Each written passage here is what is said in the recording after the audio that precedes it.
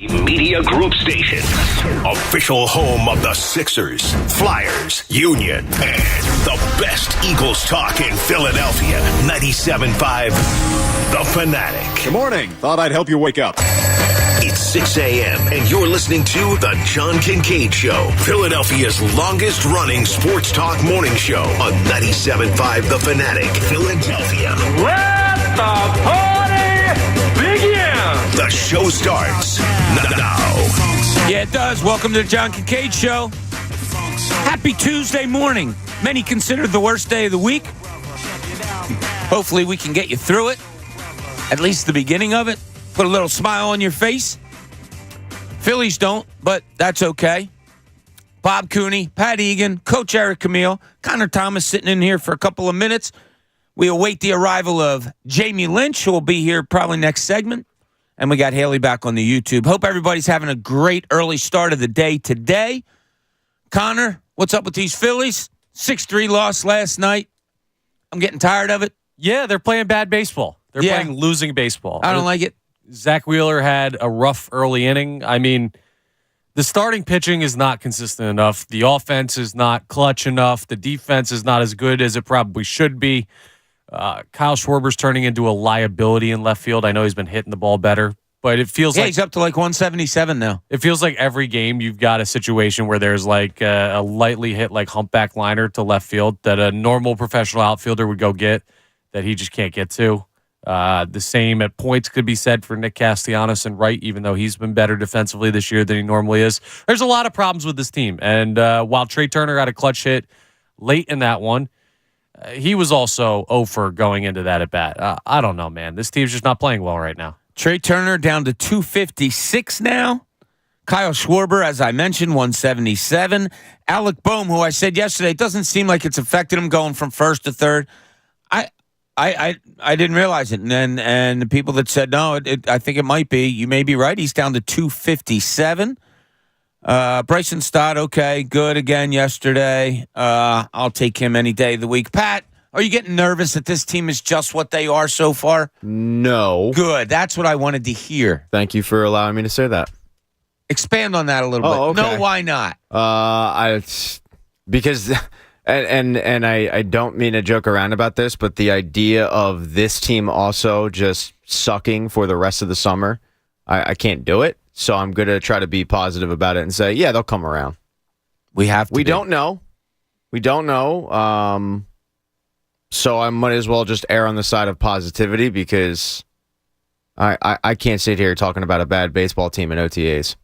So let's just talk about a team that, will eventually turn the corner. Okay. I have no idea whether Trey Turner is going to struggle for the entire season like Castellanos did, and the idea that Kyle Schwarber will hit $150 for the entire year has entered my head, and the fact that the pitching won't hold up, all of that has entered my head. But I'll just keep telling myself it'll all turn around. Maybe it will. Watching the game last night a little bit. So Wheeler gives up the home run in the second inning. Right. And it's funny, the way, and Pat, you know this better than anybody because you and I laugh about it, how you and I kind of watch sports differently. And the way me and my friends look at sports, it's like you're always looking ahead. Always ahead. So, like in the golf tournament the other day, this guy Connors hits a horrible shot out of the bunker, and right away I said, okay, he's got to bogey this hole, but then the next two holes, his last two holes of the day, can't let it affect him. So last night, Wheeler gives up the home run, and my buddy goes, all right, just got to get out of the inning. Don't let it affect you. 1-0. And sure enough, I mean, you had a Stott error. But, I mean, it's just, I don't know. Maybe, I don't know, strike somebody out in that type of spot. I know, it's easy to say, oh, we'll strike somebody out instead of these errors. But at some point, Zach Wheeler and Aaron Nola have to be Zach Wheeler and Aaron Nola. And that's not 6 innings of 5 hit, 2 earned ball. There have to be starts in there where you win games because of those guys. And there have been a handful for the Phillies starting pitching this year, but the really good teams in baseball have starters that they can throw out every 5th day that are going to win. You're going to win because of them. I can't look at Zach Wheeler and Aaron Nola and certainly not Ranger Suarez or Taijuan Walker right now and say, I feel comfortable you're going to win a game because of those guys. Yeah, I mean, Wheeler now 4.11 ERA. 3-4, 3 earned runs last night in 6 innings. Where you're going to say, okay, quality start. Right, it's not bad, but you can't be average. You can't be slightly good. You're on this team to be one of the elite pitchers in baseball, and so is Aaron Nola for that matter. And they're not bringing it so far this year. I'm getting nervous. I Don't be said it nervous. yesterday during the weekend. Don't be I started to nervous. get to be like, oh man, is this team just that team where they win 5, lose 5? Just nonstop mediocrity. If the Sixers were 22 games in and you had this feeling about them, Hey, would we you don't be talk nervous? about that. We don't talk about that. No, but I'm just saying we're putting this we in don't say terms their of the names. basketball season time frame. We don't say their names. Probably not. No, I hear you on that. But we did put out the date of Memorial Day, and it's coming fast. It's not here yet. Well, Memorial Day wasn't the day where. You all right there, Wait, buddy? No, I'm getting choked up even talking about sports. Memorial Day wasn't the day of, okay, this is the team. Memorial Day was the day that we look at the standings. That's it. Yeah. It wasn't the day of, all right, well, with the team that is now, that's the team that's what they'll be the entire season. They fired Joe Girardi in June last year. And I'm not saying you fire Rob Thompson, but they didn't really turn it on till June. 21-29, right? When they fired Girardi, I believe. so. Yeah, so 50 games in. They turned it around. They went to the World Now, Series. the difference between that team and this team is that team had Zach Wheeler pitching really well. Pitching like Zach Wheeler. Yeah, they had Aaron Nola pitching pretty well. Pretty well. They had their rotation pitching, Ranger Suarez and whatnot. This team doesn't. That's the level of concern. I don't really have a concern of Trey Turner and all of a sudden, Bones struggles and Kyle Schwarber. The thought's there, but I don't really have a fear of it. The rotation is troubling. Like, at what point does Caleb Cotham lose his job? I'm starting to get a little Because scared. they don't have a starter that can go past 6 innings. Their ace last night can't go past 6 innings. I think their starters' ERA is over 5. I have to see one of the 3 of Andrew Bellotti, Soto, and Connor Brogdon every friggin' game where their arms are going to fall off. Yeah, I'm like, at what point does Caleb Cotham, the boy wonder, get whacked? I don't know. Pat sounds a little agitated to me, Connor. Damn it, you did it to me again. I apologize. You should be a little bit agitated. I don't know that he's at the point where we're talking about the pitching coach's job yet, because Ranger Suarez has made 2 starts this year, and you kind of want to keep continuity if you're going to call up a kid like Painter later. I'm sure Cotham already worked with him in spring training. Even though he got hurt, there's that relationship there. So I don't know that his job's in danger in season. But if this is what we look at the end of the year and say that this team with these expectations and this payroll was sunk because you can't get a starting pitcher under a 4 ERA, he's going to be on the unemployment line. 6 o'clock hour. It's brought to you by Bradford White Water Heaters. Bradford White is here for the pro. All right, our morning mind bender today. And I'm not going to lie to the audience that Connor and I didn't bash around a few ideas on it, but the average daily time spent doing this is 147 minutes. What is it? That's 2 hours and 27 minutes of your day. That's good math, because I would have thought like an hour and a half when I see 147. 147 is 2 hours and 27 minutes a day. Okay. You and I bantered about some things. Yes. And you wrote down an answer. Are you going to go with it, or are you I didn't write down an answer. I wrote down 2 hours and 27 minutes. Oh, okay. I saw you writing something. Yeah, when you came thought up that with I an was shit. answer. I'll let you go first on this. Okay, I'm going to go with the one that you brought up that you weren't sure on. I think it's social media. And you said that seems light considering. I do think it seems like, because you guys probably like me, you get your updates every week. Yeah, it shows you your screen time. It's And my average is usually like in the 4 hour area. But I think we're very outside the norm in what we do, and that we're constantly following sports and on Twitter and on Instagram and doing content and stuff like that. So I think that's. I said to Connor talking on the phone, Pat, and he goes, "Yeah, you, nobody else." Well, hey, look, I mean, he's right about that. I've never seen someone love a phone call. You got to talk to people, Pat. You don't. You do. You really don't. You don't. No, I don't like. Where we differ. Then that's fine. Yeah, we're just different people. Yes, but like that's great. your line of, well, my average is 4 hours. Which, by the way, Connor, that's light work. But your average being 4 hours, you take the guy that doesn't even have a cell phone, and now your average is 2 hours between the Good two point. of you. So Connor, that's a pretty good guess. Thank you. What's your guess, Bobby? I don't know. What did we say? We talked about eating. Said TV. Oh, watching Every television. second That's counts, it. dude. Yeah, that's it. Watching television. Okay, that's a pretty good guess. Thank you. I will go with, but with yourself. Huh? It's wearing your Like heavy it's wearing breathing, like yourself working a little out. bit. When you sit there and you violently, do that. What's wrong with you? Take a little me time, a little self-pleasure, if you will. Oh, That's my- more than Find a a little. couple- 2 hours and 27 minutes spent on yourself, Pat? It's a sport. You open It's a kinda couple, selfish. You open a couple tabs, find a couple videos. 2 hours and 47 minutes later, you come out a new man. I think you're kind of worn out, but Coach, what do we got here? the way I do Hello, boys. Good to talk to you. Hi. 147 minutes a day is spent using social media. Ah, very good, It Connor. is. I was thought on you it. had it right. Now you share credit for that because No, were we talking it both out. threw out a bunch of things. Yeah. There's a team effort in here.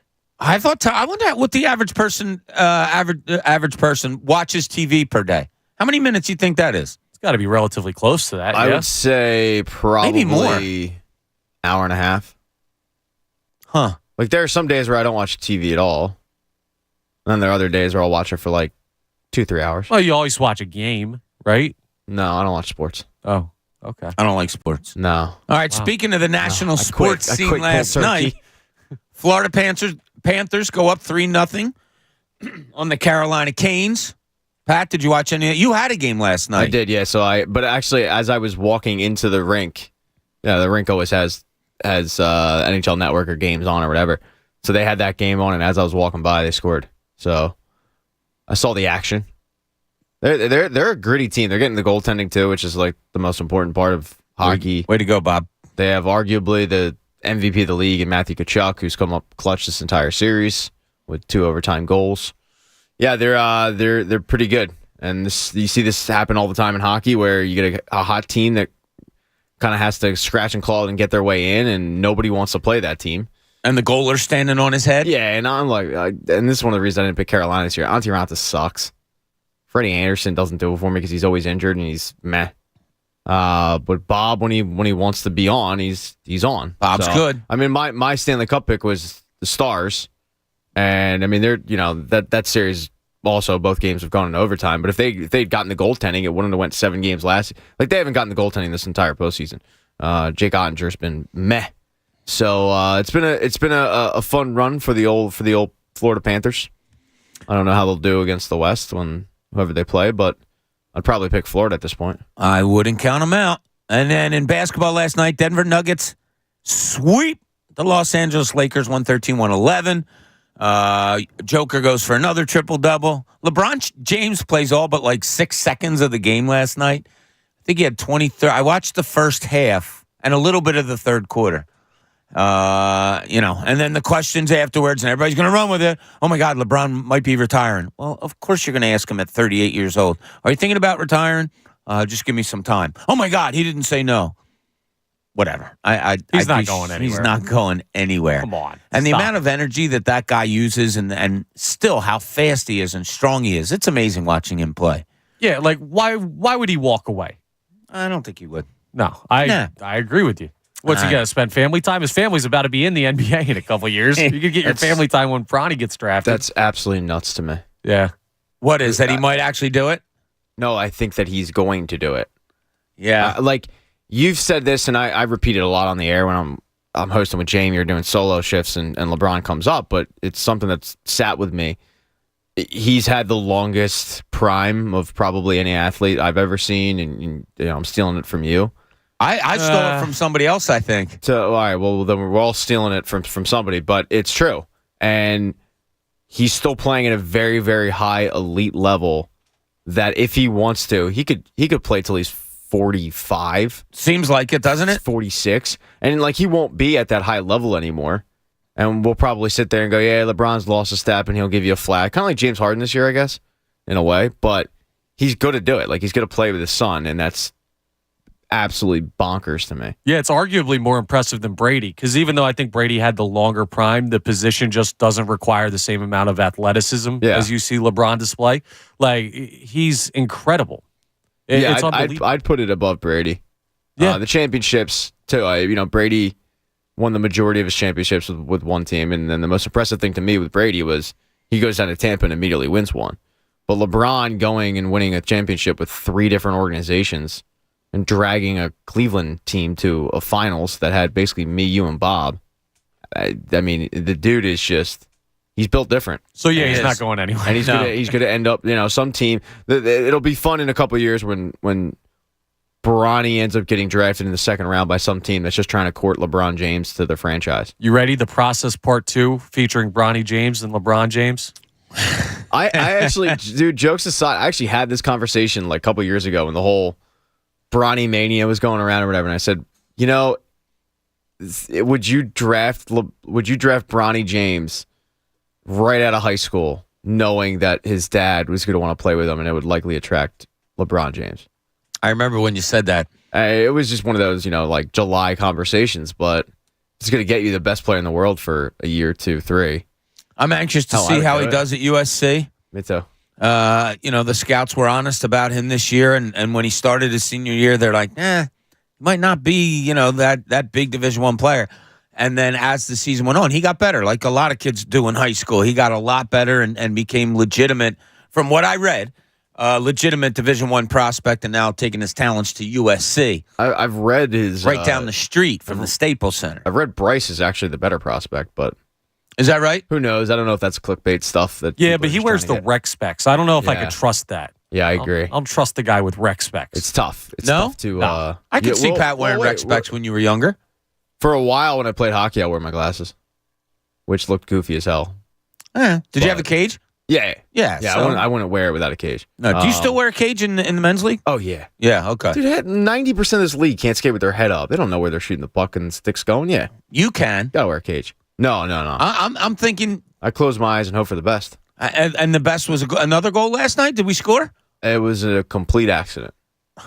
It was the luckiest Every time goal he scores, in the he's world. like, it was a bad goal. Kid can't take a goal, man. It was a bad goal. There's no such thing. When I wrap around the net and it goes off somebody's defenseman's stick and in his own net, that's the definition of a lucky goal. No, that shows your ice awareness. That's where you yell, that bank you have shot, the son. Yeah, exactly. Skate down the ice. Yeah, I'm not.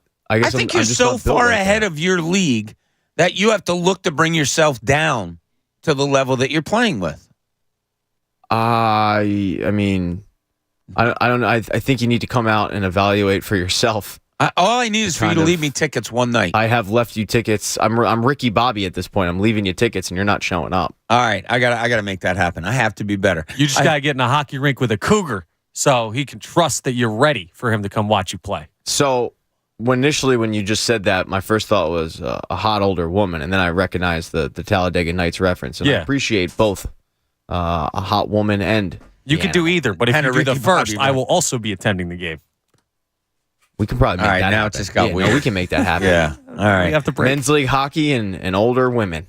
Can't beat that. That's what Connor Thomas wants to do on a Thursday night. Whole Foods. Save big at Whole Foods Market. Animal welfare certified organic, boneless, skinless chicken breast is just $7.99 per pound with Prime through May 23rd. While supplies last, shop in store or online. Terms apply. All right, when we get back, we are going to be joined by the great Jamie Lynch. We'll dig into some Sixers. Maybe we're talking free agency, different stuff like that. That and a whole lot more here this morning on the John Kincade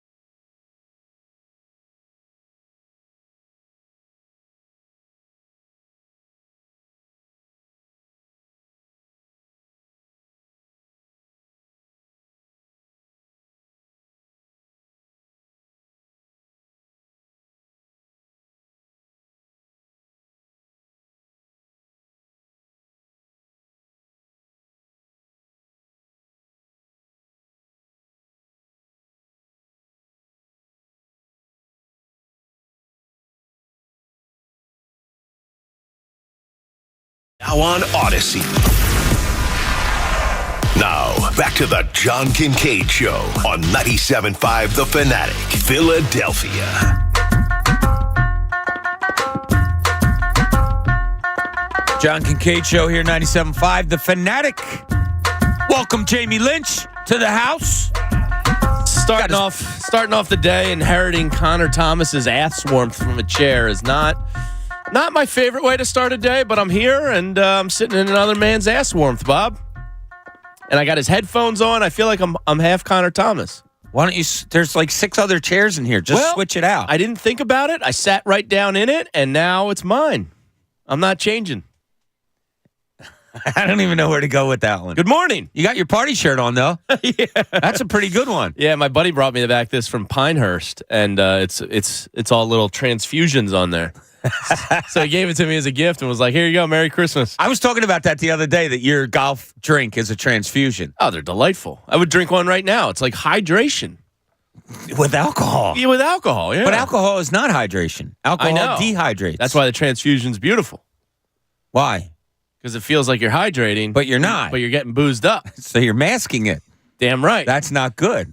I debatable. played golf last night. You did go. I You stepped did. up for Glenn. Good man. And we won. Did you? Yeah. How'd you play? 10.5 to 7.5. I played all right. I shot you only play 9 holes, but it's real golf. Like, you're not allowed to roll your ball over. Every lie is, it's. So I shot a 47. Did okay. Had a couple of pars. Just a couple silly mistakes that kept me from like a 43 or something. If I said the over-under at 8.5 curses out of Bob Cooney's mouth. No, one tee shot ticked me off. Because was there a bunch of curses in that one? No, one tee shot ticked me off. No. Actually, I tell you what. Not to get in there. People don't give a crap about this. But, time of day, Connor and I were having this conversation. When you play a sport, whatever, teeing off at 5:30 is something I've never done before. That's when this league starts. It's really cool. Later at night, it's cooler. There wasn't, hardly any wind. It was a beautiful night. Might be able to see the ball a little better because the sun's not in your eyeballs. Yeah, I was in a great place. Oh, nice. Yeah. Did you thank Donna for allowing you to go help your friend? She always has my thing. No, she sent me a text yesterday, and she goes, "Are you a guest in this?" And I said, "Yeah," meaning, how much is it going to cost? Yeah, It's nothing. She goes, "Well, if it doesn't cost anything, I don't care." Yeah, so good time out there last night. A lot of people came up talking about the show last night, too. So that was awesome also. All right, I got to ask you a question real quick. Does this Boston-Miami Heat series have the Sixers handprint all over it? Did the Sixers wear out the Boston Celtics? I just think the Boston Celtics are human. I didn't expect them to go down 3-0 and possibly get swept here, but apparently they've quit on Joe Mazzulla, which we didn't see last series. Maybe there's a degree of the exhaustion, but I think they were just very mortal this entire time, and the Sixers squandered it. And the Sixers didn't take advantage of it? Yeah. Have you seen Jason Tatum's fourth quarter numbers? Yeah, pretty bad. Games 1 through 3, he's attempted 3 total shots in the fourth quarter, and he's 0 for 3 with like 5 or 6 turnovers in fourth quarter play alone. So I don't know if the Sixers can take credit for that. I just think they were so mortal and prime for the taking the entire time, but the Sixers are mental midgets and collapse on themselves. I just can't believe that. And I think we were all there, that we thought the East was a lot better than the West. The Nuggets are a machine, man. The top 3 out of the East, I was convinced whoever came out of it, Milwaukee, Boston, Philadelphia, whoever it was, was going to win the NBA championship. And I just cannot believe the Miami Heat are trouncing Boston the way they are. Yeah, they have one of the greatest coaches probably of all time. I think he's on the verge of his 6th finals already, which is... Is that right? In 15 years? Wow. Part of that, he got one of the greatest players of all time, but... the fact that Sixers have one of them too. Yeah, he's coaching the pants off everybody he's faced and becomes, I think, only the 2nd 8th seed ever to reach a conference finals, and he's on the verge of sweeping that. Eric Spoelstra is a damn machine. The way he is trouncing Mazzulla in this series, does it justify the firing of Doc Rivers a little bit more in your mind? Or yeah, Eric Spoelstra should be the benchmark. Him and Steve Kerr are the two best in the league, and you should always strive to get something close to that. And that's why, we've mentioned him before. Chris Quinn, interview the hell out of this kid.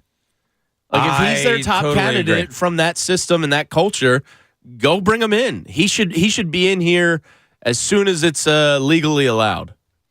The talk yesterday and last couple of days is who Milwaukee's looking at. Yeah, apparently they like Nurse. And whenever that gets close, or whenever and the Suns, the second round of things, it appears somebody might be close to signing somebody. Do you get nervous that the Sixers haven't been out there rumored with people all that much?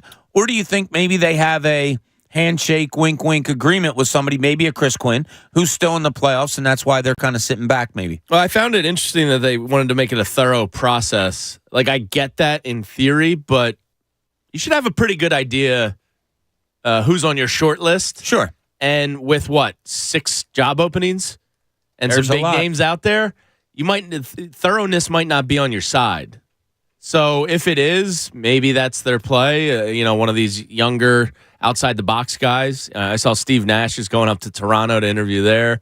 But with Milwaukee and Phoenix ready to pounce and better situations, because let's face it, do you want Devin Booker and Kevin Durant, or do you want Joel Embiid and maybe James Harden? Or do you want Giannis and Drew Holiday? Those are just as good, maybe better situations than Philadelphia. So you stand to lose your guy if you wait too long. Let's just assume that Nick Nurse is their number one target, which I think he should be. You can't really wait. You can't make it a thorough process if Milwaukee and Phoenix. Because if I'm Nick Nurse, I'm probably going to Phoenix. It's nice there. Nice weather. Kevin Durant and Devin Booker. You got to fill out the role players. They're kind of in like a Sixers situation of last year where it was like very top heavy, very thin outside of that. They're going to move Chris Paul. But yeah, if I'm Nick Nurse, because is there state tax out there? In Arizona, I don't know. I think it's not. I've never lived there. I don't, but regardless, weather, right?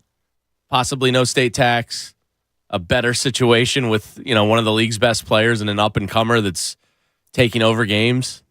Yeah, sorry, Sixers. See you later. I saw yesterday and an easier media market. Oh, yeah. I saw yesterday that the Sixers are bringing in Frank Vogel. Yeah, he was spotted on a plane by the Johnny Clark.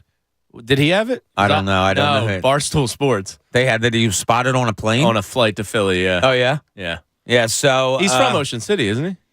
Wildwood, I believe. He went to Wildwood Catholic, okay. yes. Yeah. The now closed Wildwood Catholic. But Frank Vogel, as I told you guys before, that's a mind that I kind of like. I don't hate him. I had him third on my list. Okay. So you have Nurse first. Who was your second? Monty Williams. Okay. Just because I think Joel, apparently everybody loved him when he was here. So he has a relationship with Joel. I think that counts for a little something. Yeah. Hey, you win. You're going to like your coach. So true. And he's got a championship under his belt. Speaking of plugging holes, though, you wanted to talk about free agency a little bit. Yeah. So Jason Santino, one of our, what do you say, Jay? Regular listeners, tweeters to the program, threw me a list yesterday, and he said, I hope the Sixers can just sign one of these players this offseason. And I just want to buzz through the list and get Pat and your reaction, just like yay, nay, meh, whatever your reaction is. Wait, what was the third choice? Meh. Pat, you got that? It's either yay, nay, or meh. It's very complicated, Pat. Okay? Yeah. All right. All right, meow. Josh Hart.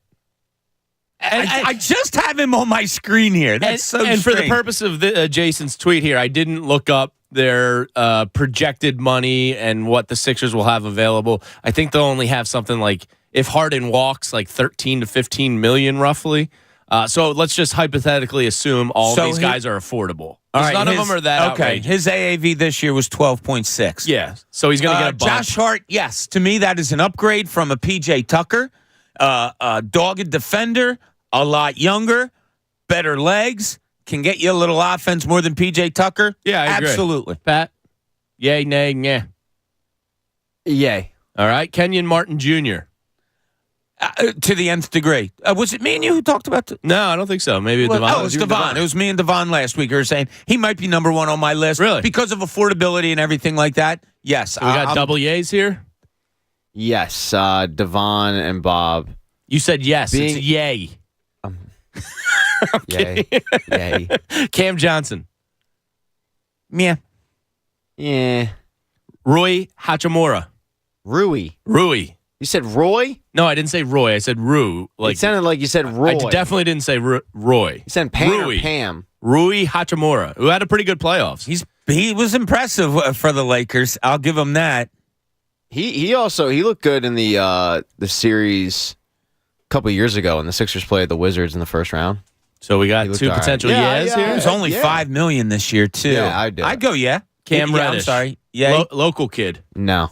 Yeah, at best. Dante DiVincenzo, another local No. kid. No. That's athleticism. He sucks. It's wing. Oh, that's because you're Villanova biased. Yeah, he's out of this. I'd say. Oh, well, I'll put it this way. No, it's not. Honest to God, it's not Villanova bias. I just don't think he's panned out. I'd rather have him than George Niang. Correct. Okay. So All right. I get a yay and a correct from Jamie. Yeah. While you're a nay or a meh. He's at a willing best. defender. Willing, Pat. Oh, you're just saying this because you're friends with No, I'm not. Jay Wright. I wanted them to draft him. I mean, Jamie and I were on the air yeah. together when just when wanted we to see if talked you about get pissed drafting off him. He's But, the Delaware Jordan, Pat. I mean, how can you go against No, it? I don't think he's panned out, but that's fine. Talon Horton Tucker, who last year was like kind of like this up and coming darling, and then the Lakers were just like, yeah, never mind. No. I'm THT out. does nothing Nay. for you. Nay. Another local kid, Lonnie Walker. He had one really big game off the bench. I think he had like 23 for the Lakers. Yeah, he did. He's shown flashes of potential here and there, but far from consistent. No. Reading kid. When Pop gives up on you. Nay. Okay. Yeah, I can't even get the meh. This is funny. This is on here. Matisse Thybulle. Yay! No. Yeah, no. Javon Carter. No. No. Josh Okogie.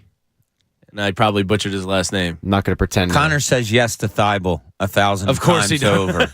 Of course he does. Who did you say? Nkogi or something? Josh Okogie. No, again, no. And then the final name on the list is still currently playing Max Strus.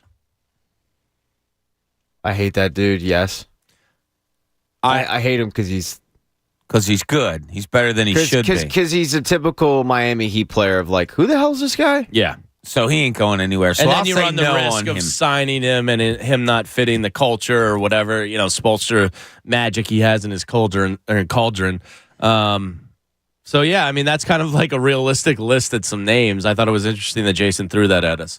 So I just wanted your That's guys' not reaction. bad. Way to go, Jay. There's a Good couple hustle guys by on you. there that I wouldn't say excite me, but I go, okay, I can see how that fits here. Like Josh Hart would.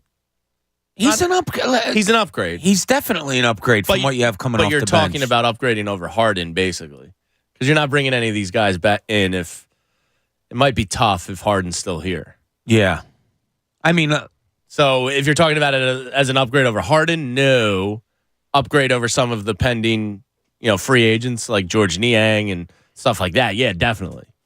But ultimately, championships is the goal here. And if you lose Harden, none of those are really that exciting. All right, now that a whole week has passed, and some, do you feel any stronger, less likely? How do you feel with the whole Harden thing? Do you think he's coming back? We know the team wants him back. No, I don't mean, think he Daryl is. Morey came out and said he wants him back. There's no doubt about it. Is the 200 something the Sixers absolutely don't want to do?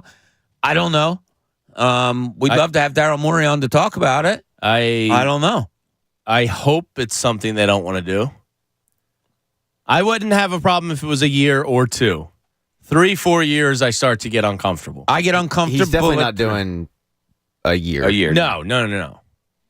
I don't know. Could you overpay for 2 and figure out something that way? But then he's probably leaving $75 million even on the table at least. When is enough enough? When is enough money more. enough money? There's a clip from the second Wall Street with Shia LaBeouf, and he asks James Brolin like that question, when is enough enough?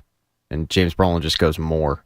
and it's very apt to, I feel like, NBA players because their contracts are ridiculous. Yeah. And you're right. Like at what point, the fact that he was lauded last year for taking a discount. And then the discount Well, I shouldn't tell you, it's Coach. something to sneeze at, Coach, but the discount was like $35 million when the dude's made 500 plus probably. He in had his a career. $220 million Adidas deal. That was just the shoe deal. Yeah. Well, I Like, remember, you're right. like back in the day, Gary Payton signed a contract. The glove. Yeah, with Love the the team, and I glove. can't remember who it was, but Was it the I Lakers? remember this was a big topic at the Daily News when I was at the time. And he signed with a team. I guess it was the Supersonics. I don't know, but he signed with somebody, and a reporter asked him. He said, "You were offered more money somewhere else. Like why here?" And he says, "I can't spend the money they're giving me." So I decided I wanted to be where I wanted to be. Yeah. I guess that comes into play sometimes with professional athletes. That I guess. Well, Yeah. the whole idea though of like, well, he wants to win a champ. Like you could, man, if you really want to, you could take a veteran minimum and go to some loaded team. And I'm not even talking the Sixers. Like if you wanted to, you could go on veteran minimum and play for the Heat. You could go play for whoever you wanted to. Do you feel any stronger or less strong that Harden's going to be back? Not one way or the other. I just kind of on the fence. I'm still kind of in the main thing I'm stuck on is I think the window is closed without him. I don't think there's much that they can do to reopen it to actually be a true title contender, and the only way to be a title contender is with him. So I think he has them by the gonads. Yeah. So it's a tough spot. My thought, and I said it right after the season was over. I think the day after when we came in here, James, and I think you were here. I said I just feel like it's going to be run back. I do. I don't know what else they can do. I think they want to run it back.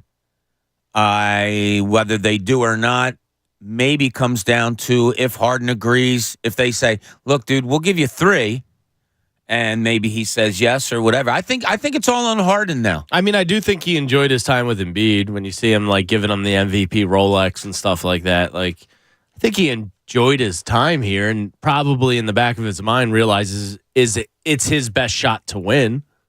So how much does he value that? At what point does he just accept that he's not going to win? Maybe So, that happened this year. I don't think athletes really do that all that much. I mean, we can sit here and like I just laid out, you can take a veteran minimum deal and go play wherever you want and actually try to win. But if he's going to Houston, I think at that point he's accepted the fact that you're not going to win a championship. That's a good point. Very good point, Patrick. To every athlete that at some point, like Dan Marino in his twilight years realized I'm not winning with this group. Charles Barkley realized at some point, like, I'm not winning a championship. Yeah, so he asked for out. Well, no, I'm not even talking like with the Sixers. I'm talking like later on in his career. He was like, I'm not going to win. Probably after that one trip with Houston. Yeah. When Jordan re-entered the league, it was like, all right. I mean, What am I doing here? At some point, you look around and you're the old vet, the first ballot Hall of Fame that doesn't have a ring, and you're looking around at the talent level going, yeah, I don't have it anymore at that level, and this ain't it. But I'm here. Yeah. And maybe he's at that stage. Hey, if your basement or crawl space smells musty or has watermarks on the block walls, you need to get a completely free home inspection from the experts. Call BQ Basements and Concrete because the problem will only get worse. John Kincade Show.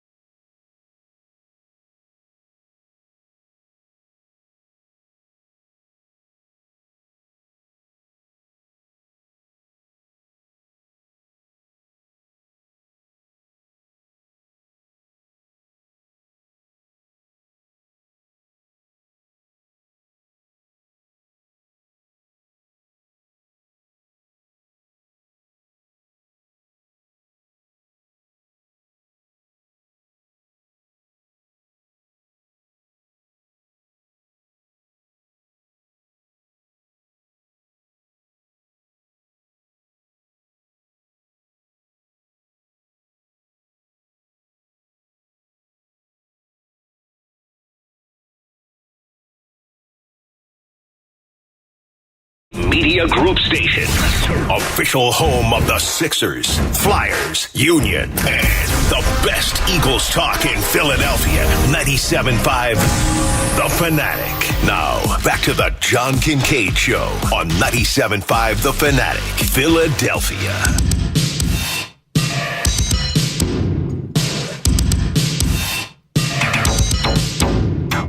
John Kincade Show here, 97.5 The Fanatic. Bob Cooney, Jamie Lynch, Pat Egan, Coach Eric Camille getting it done for you today. Jamie, you weren't here when we talked about it earlier.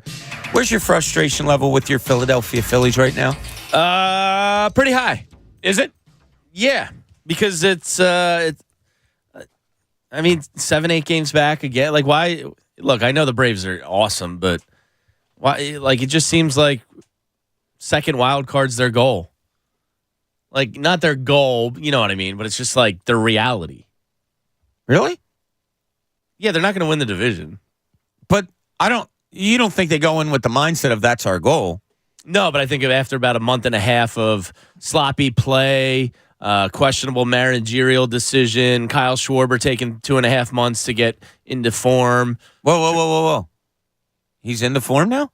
He's hitting 177. Yeah, but he's a 200 hitter. I mean, that's what he is. He's boom or bust. Okay. So he's like a 205 guy. He's just got to get you 40 home runs to justify it. And I think it's about time that it's dong season, as they say, Bob. It's dong season, Pat? That's all season for you, isn't it? No, it's not, despite popular belief. But when Schwarber hits above his weight, maybe? I guess, I don't know. What does he weigh more than 223? What do you think he weighs? I would go Schwarber's probably a good 215, 220 guy, maybe even more. Yeah, that's a good question. I don't think he can hit above his weight. Are you looking it up? It says 229 on Wikipedia. Okay, so he's probably 235. I think He's not going to hit above his weight. I think he can hit. I think he can hit. That's a above his good weight. bet. That's pretty I'll tell good. you what, with the shift being eliminated, that dude should be hitting above his weight. Should be. But Jamie's right. He's boom or bust. If the ball's flying to the ballpark, you're happy. He's, quote, rounding into form. Yeah. As Jamie said. I get what he's saying. He's getting there. Yeah. I mean, Trey Turner, I don't believe is going to slump like this all season long. No, he's going to hit you 280, I would think, Trey Turner at least. He's at 256 now. But the starting rotation is kind of making me angry. Yeah, I agree. Last night, Zach Wheeler, last night. Okay, you're coming off of a good Aaron Nola performance, and the bats explode on Saturday. Taijuan Walker goes on short rest Sunday.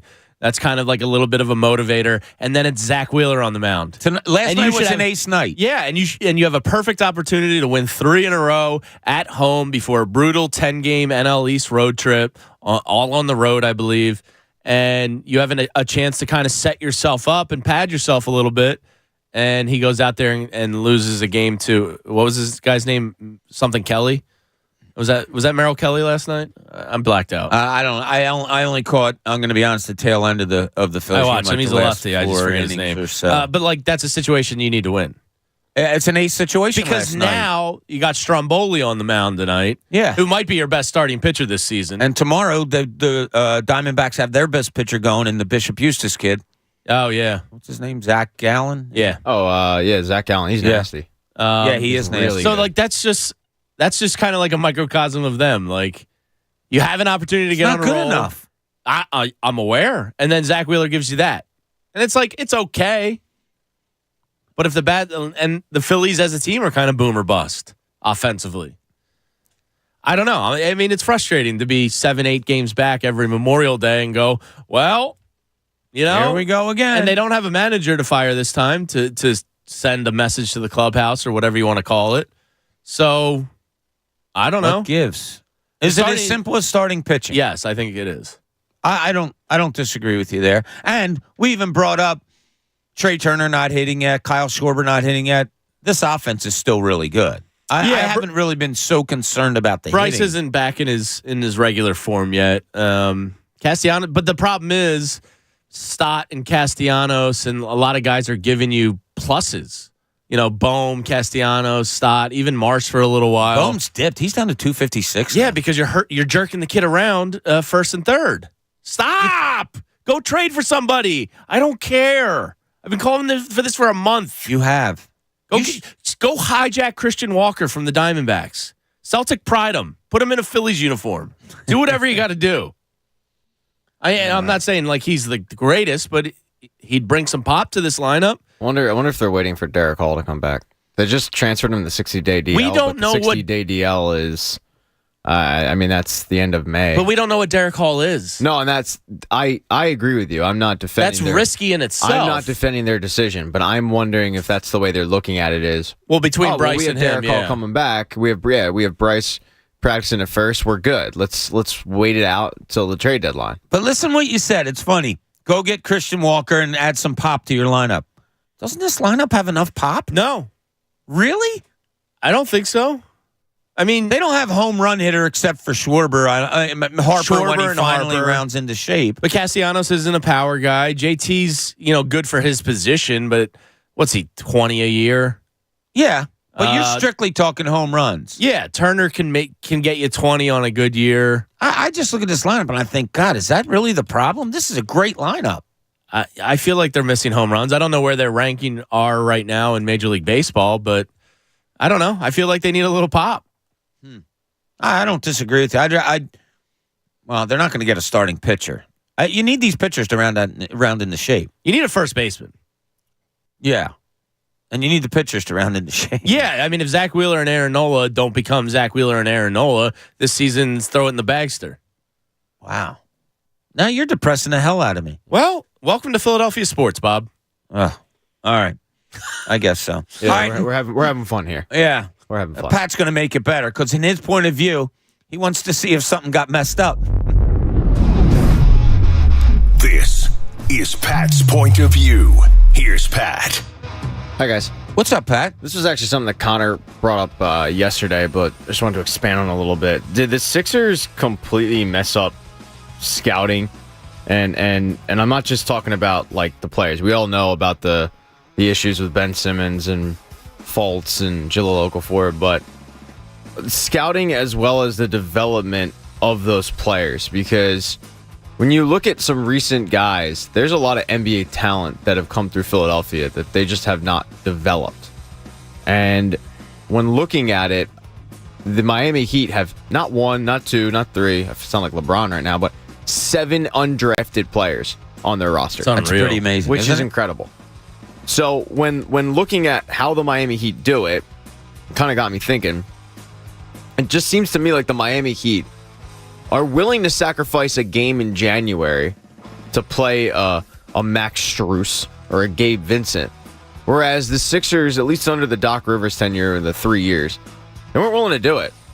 They weren't willing to sacrifice a game and go out there and get like a Jaden Springer some run to see what he's got, or a Paul Reed some run to see what he's got. Instead, it would be, all right, let's throw Montrezl Harrell out there.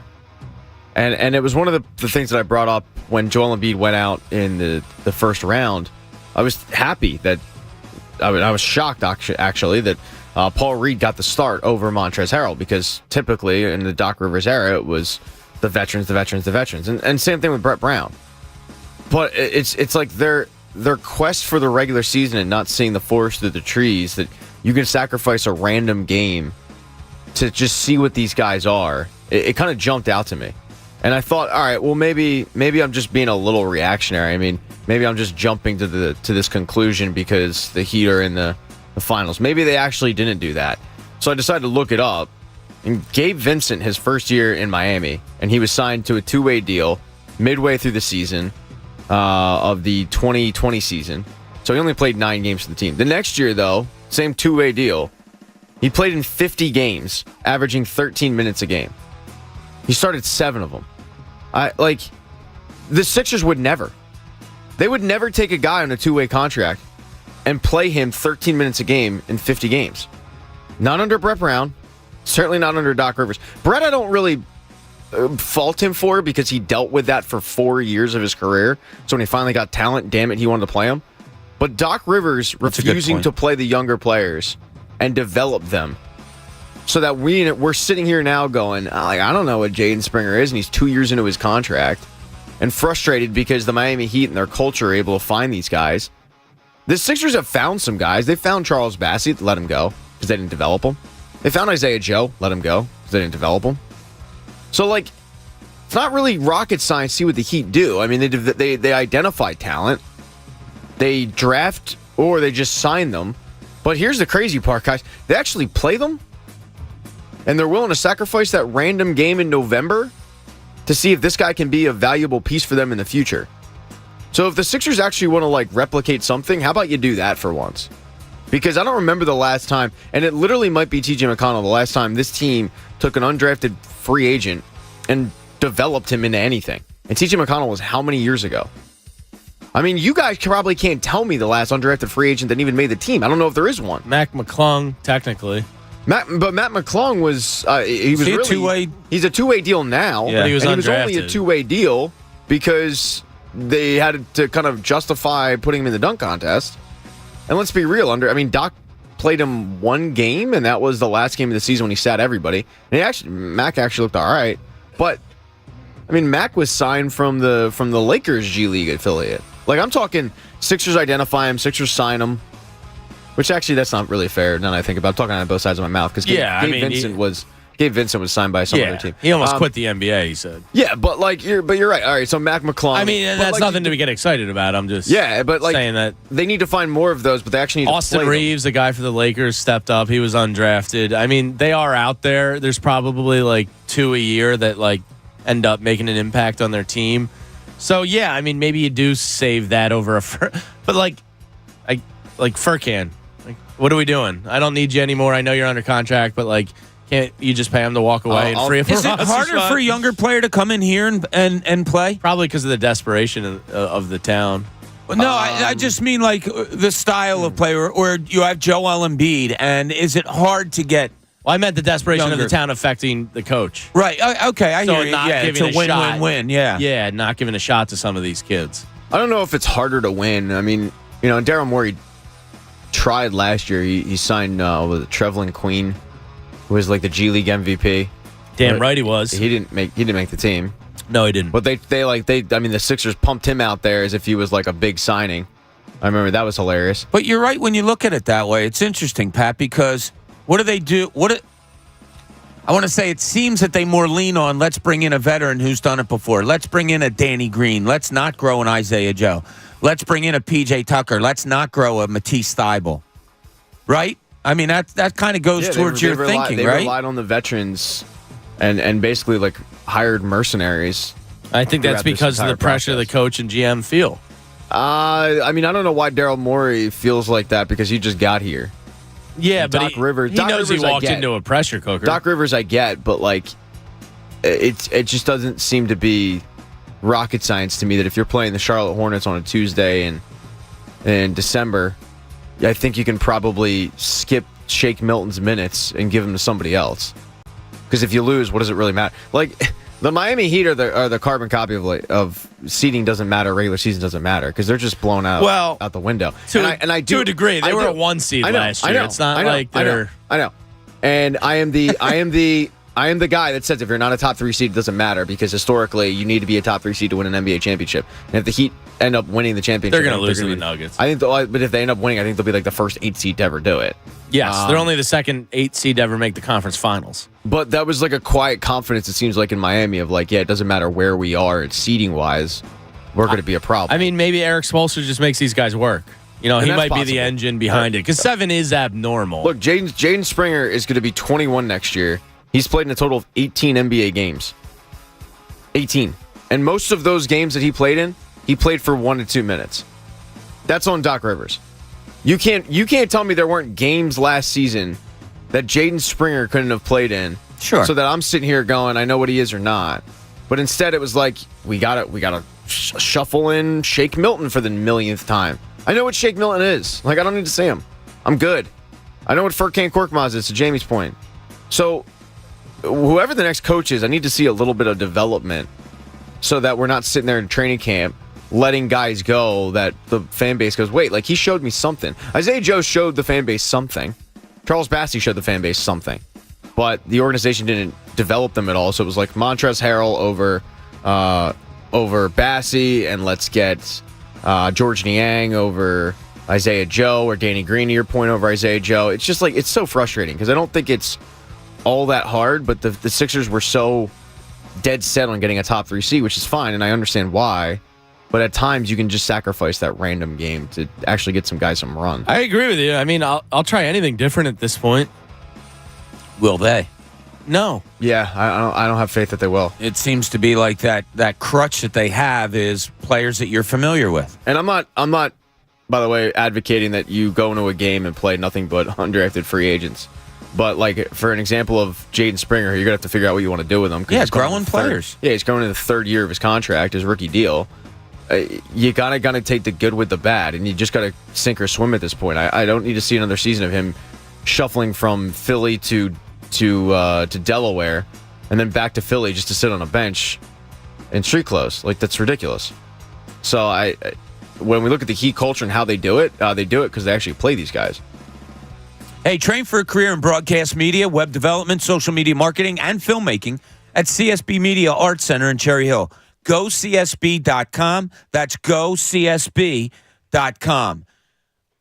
Pat, you make a great point about the development of young kids, and you have the perfect example right there in Miami.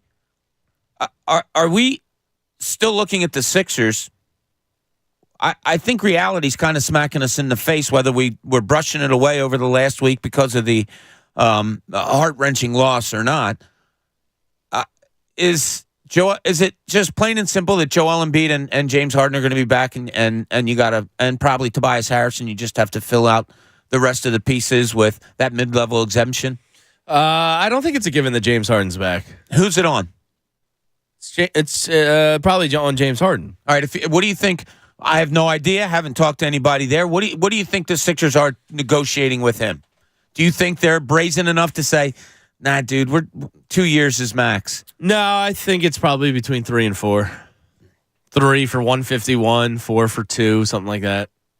Which is, I mean, I would hope that's the case. I mean, you can try to, but I don't think that's going to be accepted if he knows, according to reports, there's an healthy appetite, in quotes, for James Harden and $200 million around the NBA.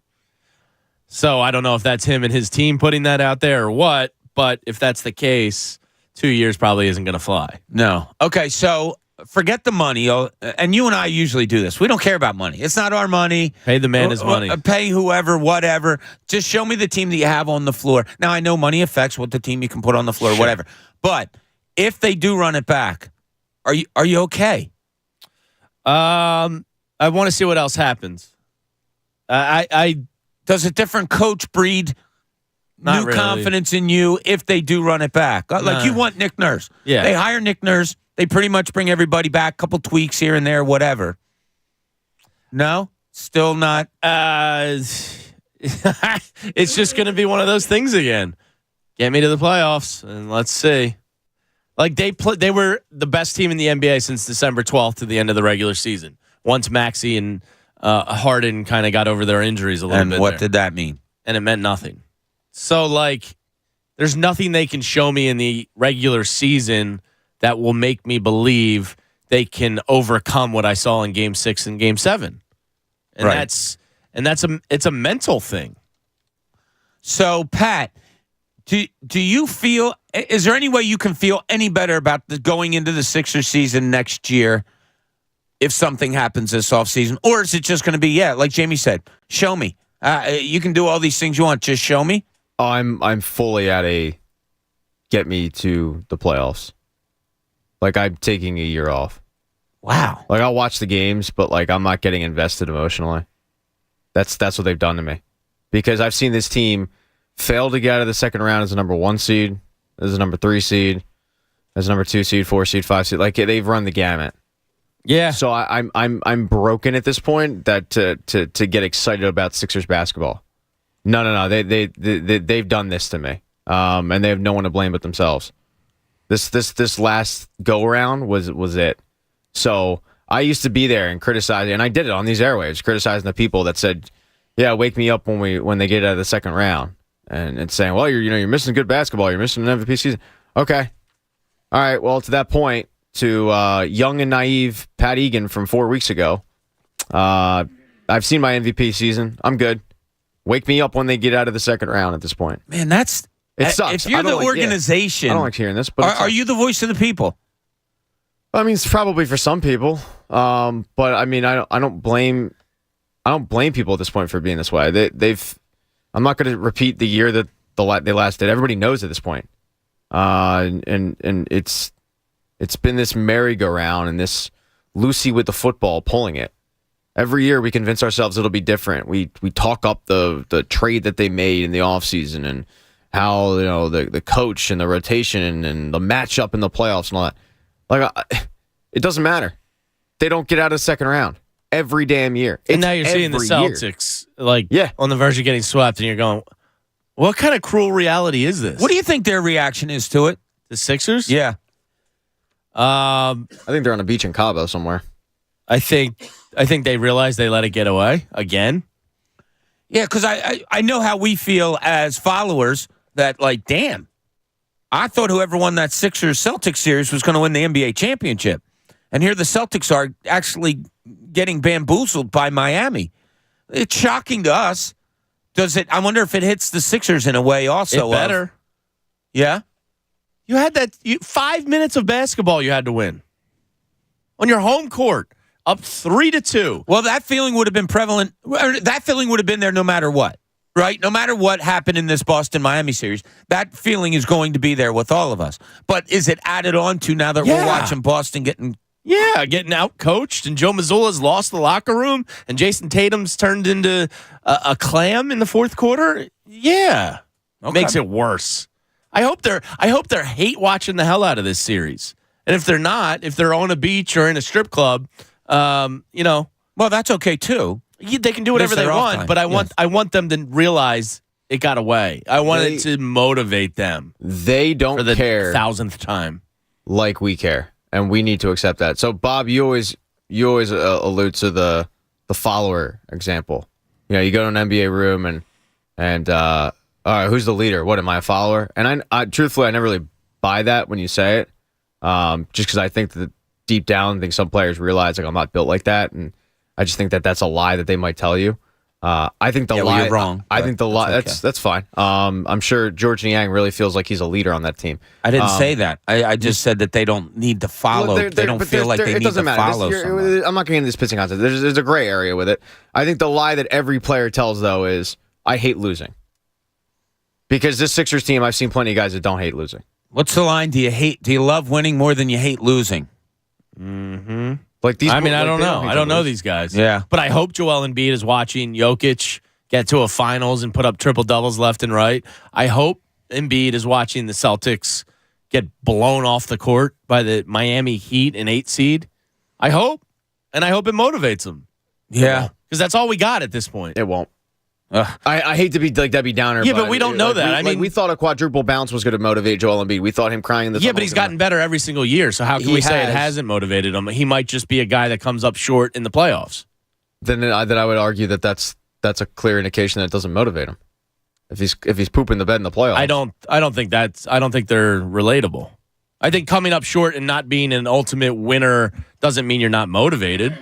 I think he's motivated. I didn't get upset about this, but I'll use it to argue the point. Him being buddy with Jason Tatum after the game, I know that pissed a lot of people off. Well, they work with the same. I mean, they're friends. They work with Drew Hanlon together. In that moment, I'm not being friends with my buddy. Yeah, but we're not him. I'm aware that I'm not him. I wake up every day and have to I'd probably, if I worked out in the offseason with somebody and was pretty friendly with them, I'd probably dap him up. Yeah, after Game 7 when that guy just dropped 50 on me, I'm not dapping him up. I'm texting him after the game or something. But I didn't really. I'm annoyed. I understand the optics of it, but it didn't really bother me. I didn't get. This is the first time I brought it up, and like I'm not outraged about it. I'm not going to do the faux outrage, but I don't get the sense that these guys hate to lose. I think that's just. And Bob brings it up with the AAU situation. It's like, all right, it's a job. I think that's the biggest misconception regarding sports fans and pro athletes is we look at it like a dream job, and a lot of these guys just look at it like a job. Like you going to the office right now, like some guys going to this construction site. I think these athletes just look at it like a job. I just think you're discrediting Joel Embiid a little too much. That's fine. Okay. I don't really care. All He's right, not listening. I mean, like he has an MVP. He has a reputation in this league. I think he loves the game and loves the sport. I think there's more on the line for him than you're giving him credit for. He can wake me up when he gets out of the second round. He's done this. He might just not be a winner. We do a show They're together. different things. He turned you into the Joker. He turned me into the Joker. Now you're criticizing me for being the Joker? I'm the Joker. No, I just think he cares a little bit more than you're giving him I'm credit Joaquin for. Phoenix. Yeah, I hear you. All right, we're going to have Joaquin. more You on go Joel Joaquin or Embiid and the Joaquin? Sixers after this break, but you need to experience Joaquin. thrills.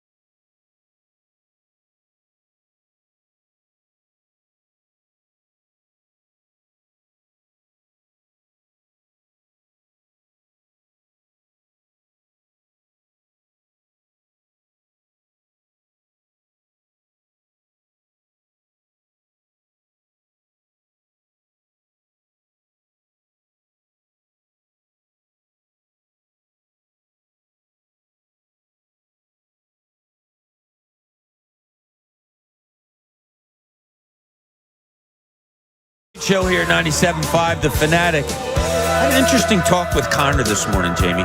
Oh, yeah? What about? Well, he was going over like his stats of his men's basketball league, and the team that told him we'll see you later is now 1-3, and they're not in the playoffs, and we are at 3-1. Who keeps stats for a rec league? Exactly. But then came the arguing point between the two of us. And he says, our game this week's at 6:15. We play better when we play later at night. And I go, what? And he's like, well, that's just who we are. You know, it's tough to get ready for, right after work and, maybe after dinner and stuff. I go, what in the holy hell are you talking about? You're playing a pickup basketball game. You just go out and play. I don't care if you wake me up at 3 a.m. You just go out and play. You don't believe in that? You're wrong. I'm like, really? Time of day really matters? Never once crossed pickup, my mind. Right? So I think I can probably jump in here because yours is different. I'm the one guy in the show that actually plays in a league. Yeah, I never did that. Okay, Bob. Do you play in the league now? No, Do you want to go? I don't. Do you play in a league? No. No. I play in a league. All right. Played in a league for a while. Go ahead. When was the last time you played in a league? All right, Pat, what's your freaking point here? What's your friggin' point? You want to go? Say it. You want to go? No. You say it. What's your point, Pat? What's your point? No, Pat's my point, different because your guys' games go at 11 yeah, o'clock. No, my in all seriousness, my point. Yeah, Connor's point's dumb. Okay, good. Because- See, it took us that Look long at to us, now get we're there. friends again. But my tone of voice isn't going to say it different. How about that? No, so go ahead. So No, what was my game on Friday night was 7 o'clock. My game last night was 9:40. I got a game on Wednesday at 10:30. It doesn't. It runs the gamut. Connor's point is ridiculous. It's dumb. It doesn't matter what time you play. We're a better 8 o'clock team than we are 6 o'clock. Yeah, team. you're going to be more awake at 8 o'clock. That makes no sense, Connor. You get up at 4 o'clock in the morning every day. I admire how into it he is. Like you and him are the exact opposite, Pat. Like it's like pulling teeth with you to try to talk about your hockey games, but I ask you all the time, and eventually you do. Yeah, Connor's every talking day I come about, in and you go, did you have a game last night? Yeah, Connor's talking about what kind of defenses the other team played. I'm like, dude, come on, it's pickup bad. Maybe I relate better to him because I played in so many pickup basketball leagues. But time of day, we're a better 8 o'clock team than a 6 o'clock team. That's something that's one of the dumbest things I've ever heard. I've joked about that on the bench when we're getting hammered. So, for example, if we have a 10 o'clock game and it's the third period and we're getting hammered, I go, yeah, but we usually play better if we start the game at 10:45. For the West Coast crowd. Yeah. That's something you joke about. You don't actually say it with conviction. I think he as if believes it's a reality. I think he believes everything he says. I just think he's delusional. Yeah. Oh, well, we all are. I love you, Pat. You're the greatest. I love you too, Bobby. I'm sorry I raised my voice at you. No, never. It was funny because I was at that stage where I could tell that Bob was fed up. Just make your point, Pat. So yesterday, did you guys see this on Twitter? It was from 1991. Michael Barkan doing an interview with a guy. I saw it pop up, but I didn't watch the actual interview yet. I meant to. So he's interviewing this guy, and I watched the interview, but I don't know what league it was. I don't know if it was like XFL. I think it was XFL. All right, so The XFL wasn't around in 91. I didn't think so either. No, what the hell was it? USFL? I mean, I don't think it was. It couldn't have been college the way this kid was answering the questions. And it was on ESPN, so I think it was on ESPN. Was it the CFL? JBL in 1991. Who's JBL? Is that the player?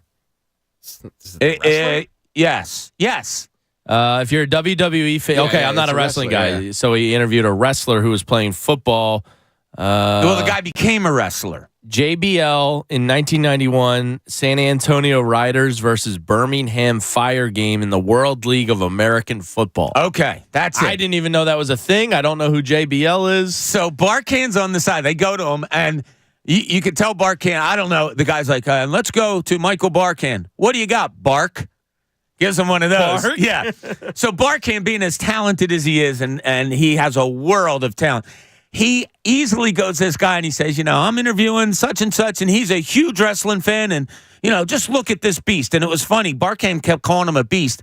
The guy looks like he'd be a wide receiver in today's league and a thin one at that. But anyway, this guy goes into the best imitation of Hulk Hogan and just has this whole spiel. We're going to go out there, my friend, and we're going to kick their ass. Like, it was really, really cool. So the fact that it was making its way on Twitter and then Barkan responded to it last night, like, I can't believe this is like a Out thing there. and a lot of people are. But it made me think, what was the best interview that sticks? Not the best. What's an interview through the years, whether it's local, national, whatever, This is easy for that me. really stuck easy out? for me, too. Well, Don't I you think we dare. all have the obvious ones, What? so maybe we have to Which think one? deeper. Well, we could go practice, but that wasn't. That No, was no, more that of a wasn't mine. okay. Mine is Chan-Ho Park. Oh, that wasn't mine. Oh, so either. go ahead, talk about this.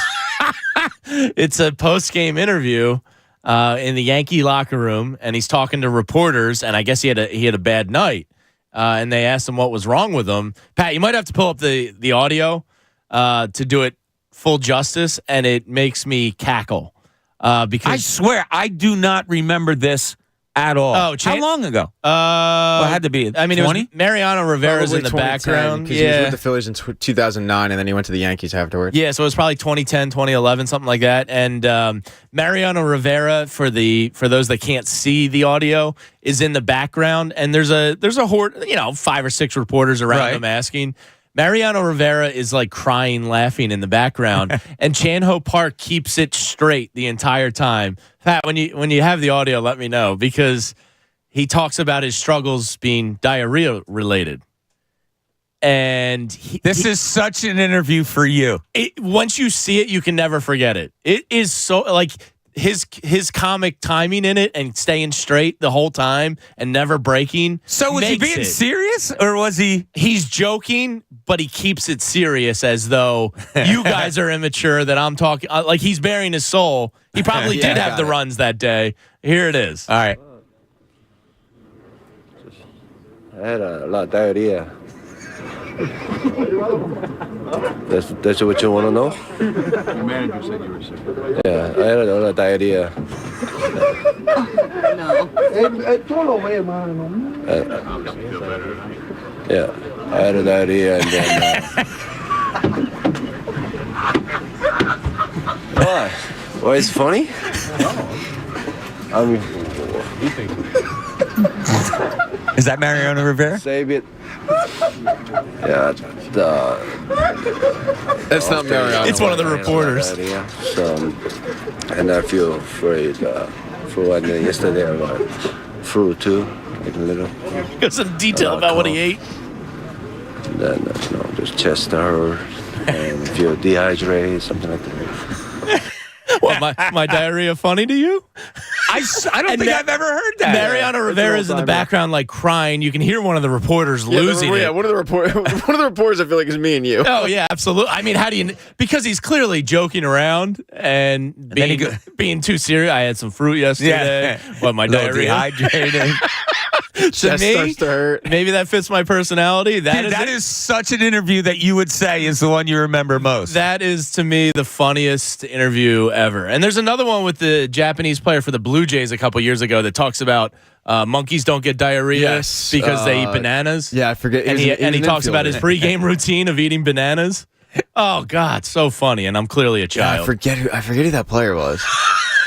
He's a little spark plug for the Blue Jays. But you So got wait, who was your? during the break. We'll watch Chan-Ho okay. Park because it's so good. yeah, his reaction to it is as if he said, it was just a routine grounder, and I just missed it.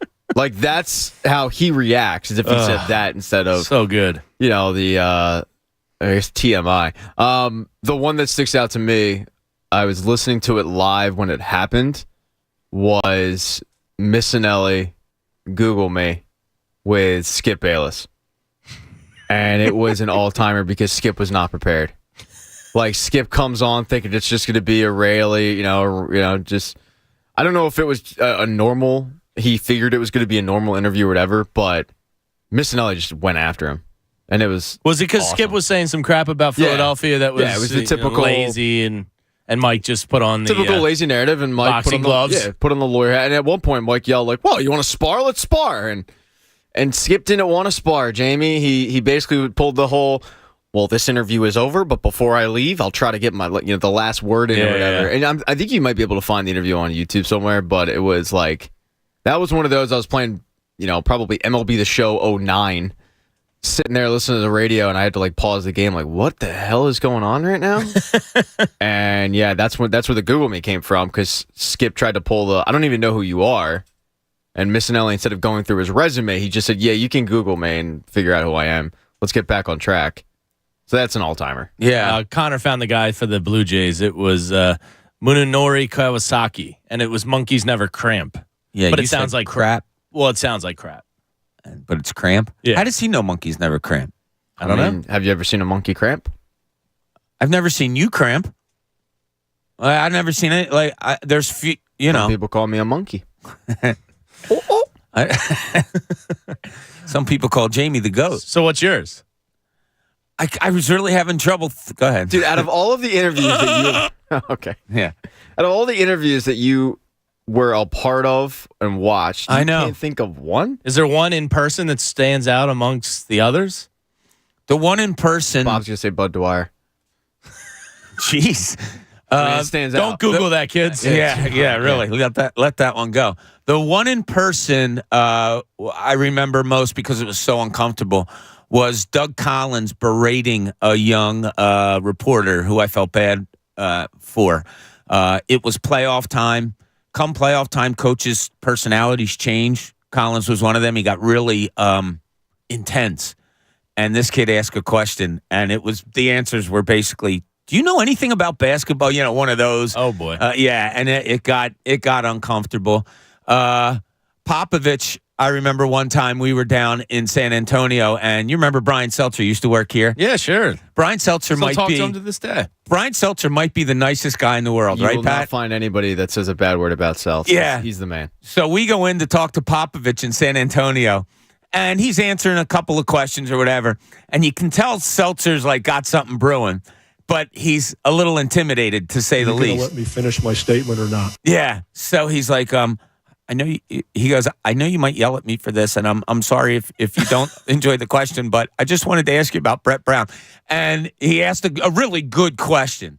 And Popovich, I could just see his eyes going like, oh, man, this poor kid. And he answered him, fully honestly. And at first he started with, dumb question. That's a great question. And then he, gave him the answer that he was looking for. But I was trying to think of a national one. So it's kind of made the rounds at times because I think he's the head coach of Louisville.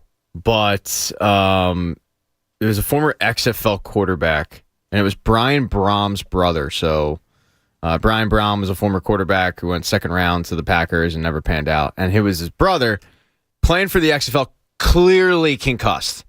Like this dude, they show the replay and from the week prior, and this dude was in another planet.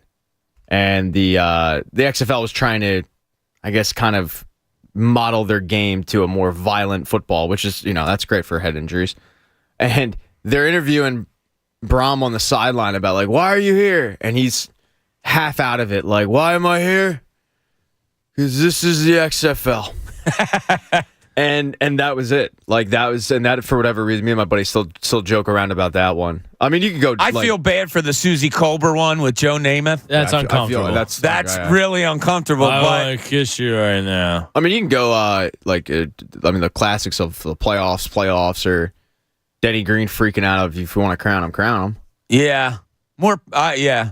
I mean, the under the Chano radar Park ones. wins. Yeah, the Chano Park and diarrhea probably is going to win. And his pronunciation of diarrhea is just awesome. Oh, it's so good. Yeah. All right, let's get back to sports here a little bit. Lewis and Pensacola wants to talk about the Sixers. What's going on, Lewis? You're on 97.5 The Fanatic. Hey, good morning, fellas. How you doing, buddy? Listen, when we talk about the frustration of not getting past the second round, we have to look to one person, and that's Joel Embiid. He is the only constant in these runs. It was Ben Simmons can't shoot a jump shot. That's the reason why we can't get past the second round. The other time it was he was hurt. Then it's Brett Brown can't coach us past the second round. He's gone. Now Doc Rivers is gone. The only constant is Embiid. Let's understand something. In NBA, if your best player is not the best player in every series, you're not making a deep run in the playoffs. Fair. That's a fact. Look at right now, the Miami Heat is basically going to the finals. Why? Because who's been the best best player in every series? Yeah. He outplayed Giannis. He's outplaying Jason Tatum. I mean, he outplayed who else did he outplay? Anyway, this cat doesn't care. It's not about the talent. The Sixers have more talent than Miami Heat. Sorghum, their second best player, Tyler Hero, went down. Did you see them cry? Did you see Jimmy Buckets crying like Embiid, talking about they can't do it together? I mean, they need more help. It's his mentality. He is not a Batman. He's not. It's not that it's talent or workout. It's his mentality. Okay, so real quick, Lewis, they're not getting rid of him. He's gonna be here. So what's the answer? Is there one? Well, the answer is we're going to sit here and be frustrated every year. Oh, well, that's not a good enough answer, Lewis. Thanks for the call. Appreciate but it might be reality. I think Devon said it great last week. You're probably not going to get a better player in here than Joel Embiid. No, definitely not. But can you get a better mentality in here than Joel Embiid? Yes. Can you get somebody that has that killer instinct that is because this term is thrown around, Batman, more than Joel Embiid is mentally? Probably. Like, all right, so say Jimmy Butler. If Jimmy Butler was here, the mental aspect of having to win games, knowing how to do it, all of those things that people say that Embiid isn't up to snuff on, he has. Is that the type of player you have to look for? But again, we're constant. Lewis has a great point. There's one common denominator in all this. Yeah, I mean, he's right. If your best player is not your best player, you're probably not going to advance. And Joel Embiid was not the best player in that series.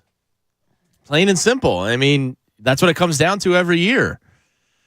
It's an unfortunate reality. And it just so happens that he's hurt every single postseason. So how much does that affect him? Probably decently. But we all, he's tough in that he plays through his injuries, but it clearly affects him.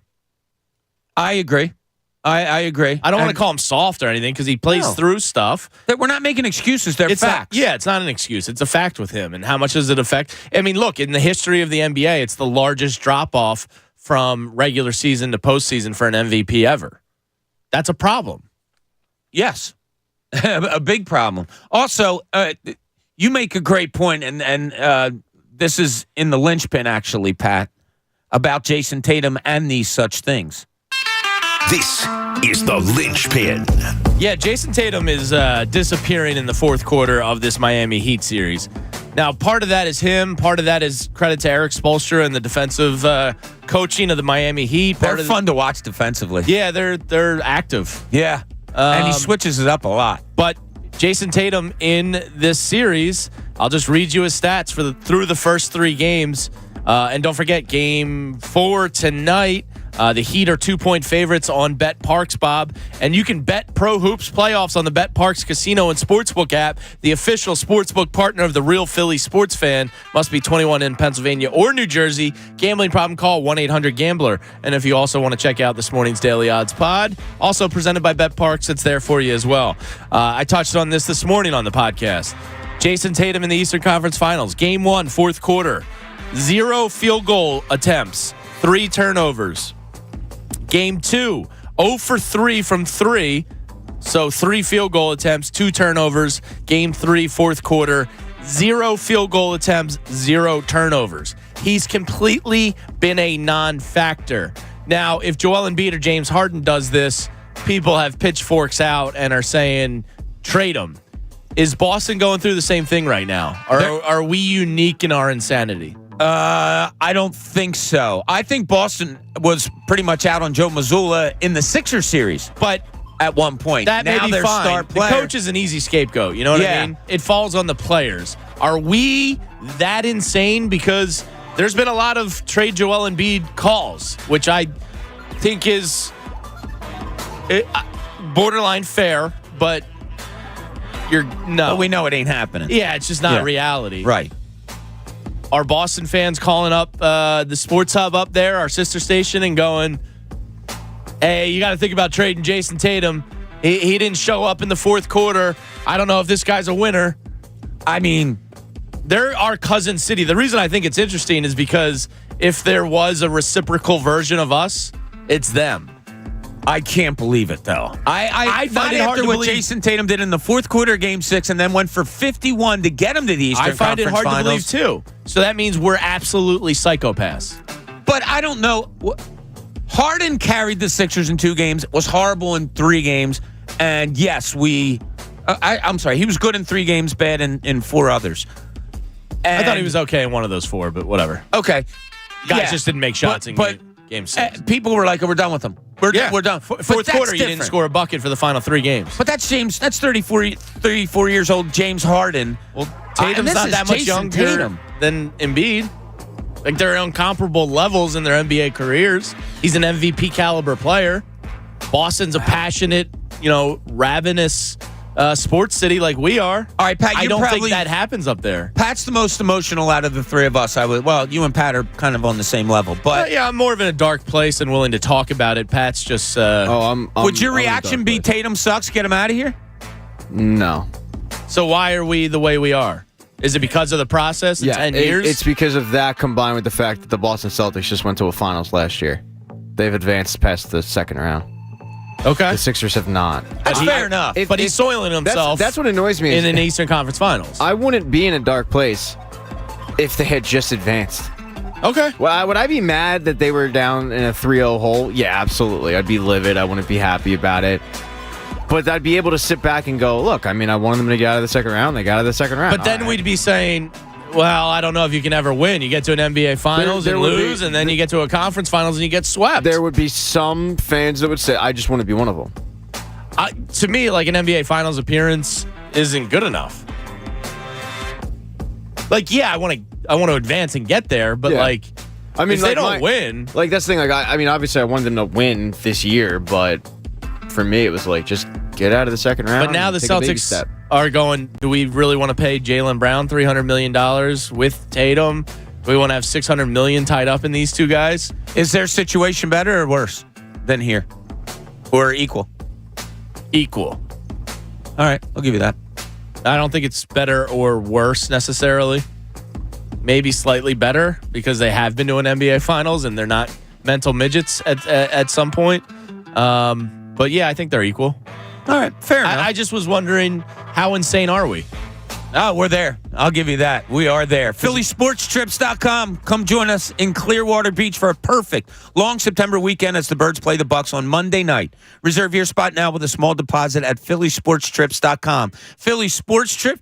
Travel with the pros. I'm go. sorry. I didn't do it. I didn't do You that. kind of did, though. Well, Hey, no, there you go. We got timing things going on here. All right, we get back. Pat wants to talk about. There you go. Wants to talk about some NFL rule changes, and we also want to talk about the talent level that we have of the Sixers, Flyers, and Phillies.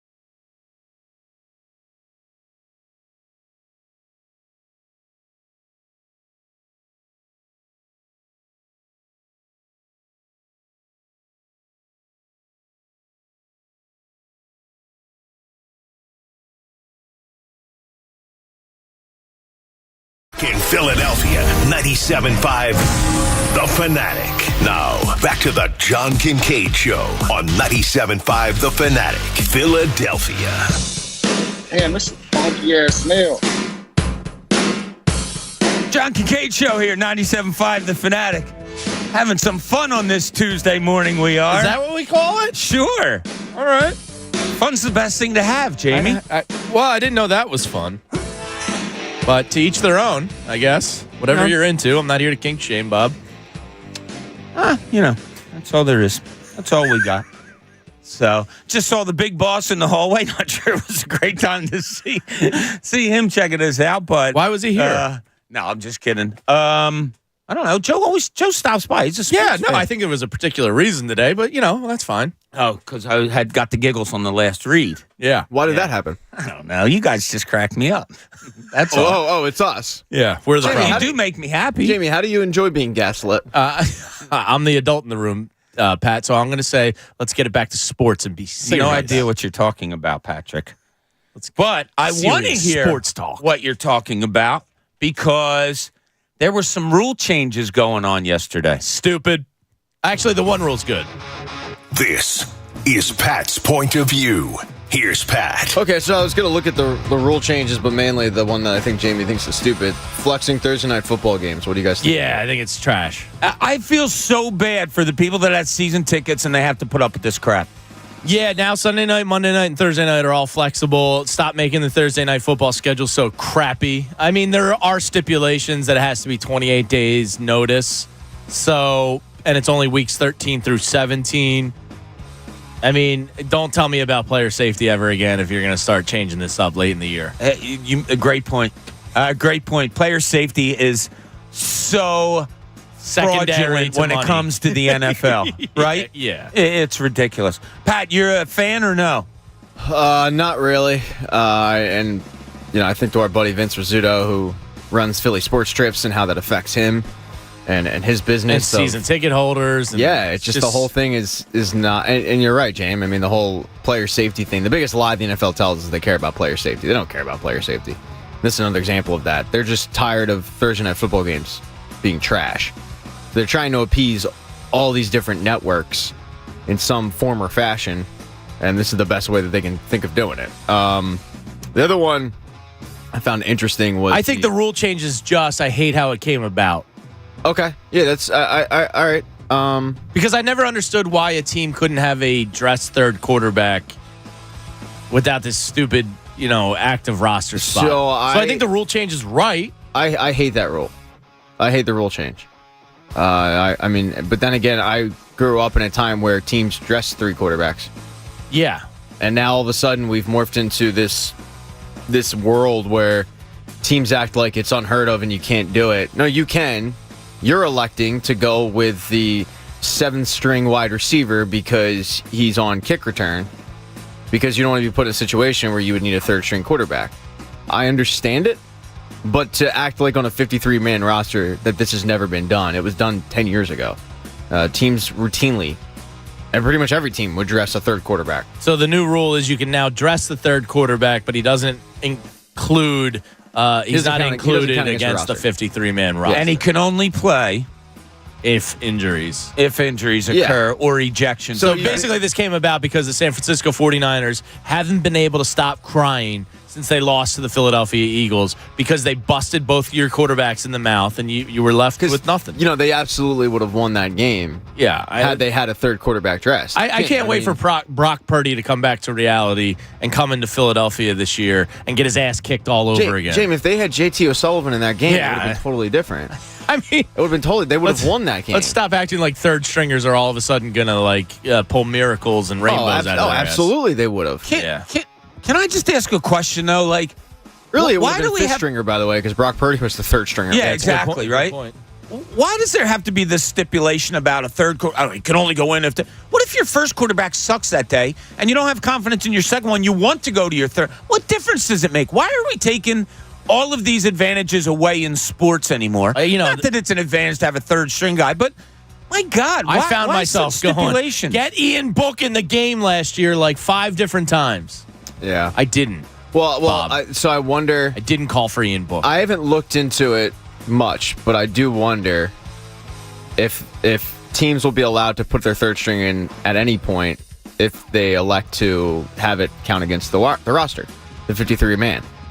Because there might be a situation where a team, let's say like the Philadelphia Eagles, all right, are in the final game of the season.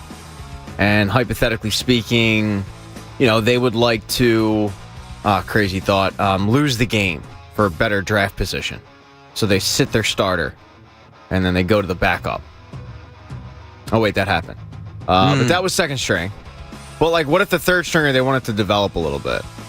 And it's late in the season. And you're 14-0. Yeah.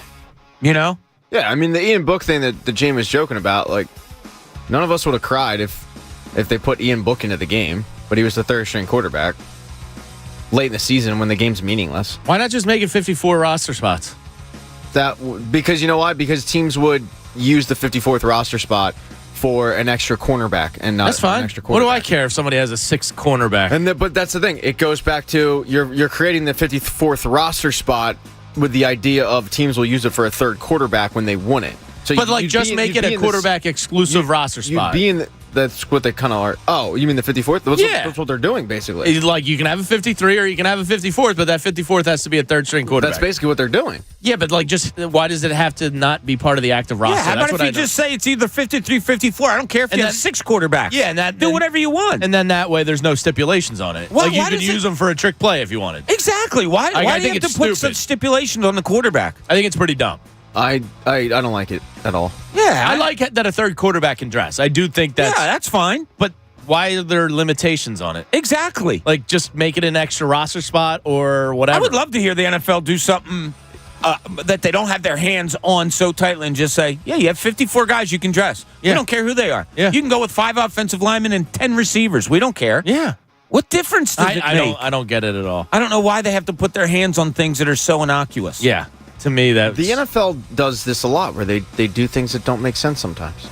Because it doesn't matter, because we just gobble it up. That's the thing. They don't care about the product. No. They know we'll be They there. don't care about flexing on Thursday Night Football. You think they care about standards? Yeah, they know the Sullivans from the Northeast. Yeah, they'll be there. They only care season about ticket holders. They only cared about flexing to get better games on Thursday Night Football, not because of the fans, but because the networks that were paying top dollar were complaining that they were getting crap games. They were dog crap games, and they were.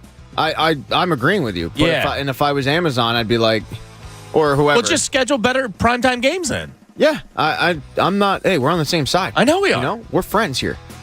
We're in the foxhole together. I know we are. It's cute too. But it's amazing that they only answered to not the consumer, but I guess it is the consumer because it's the networks that are paying them. But it wasn't like the fan base, because for years we've been saying these Thursday night games are trash.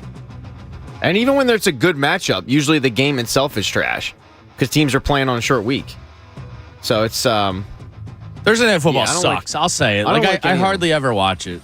I mean, I watch it, but I just stick my toes in the water. Yeah, I'll check in on it. Yeah, and it's usually only if I have fantasy implications. Yeah, I don't know. Does it matter the teams?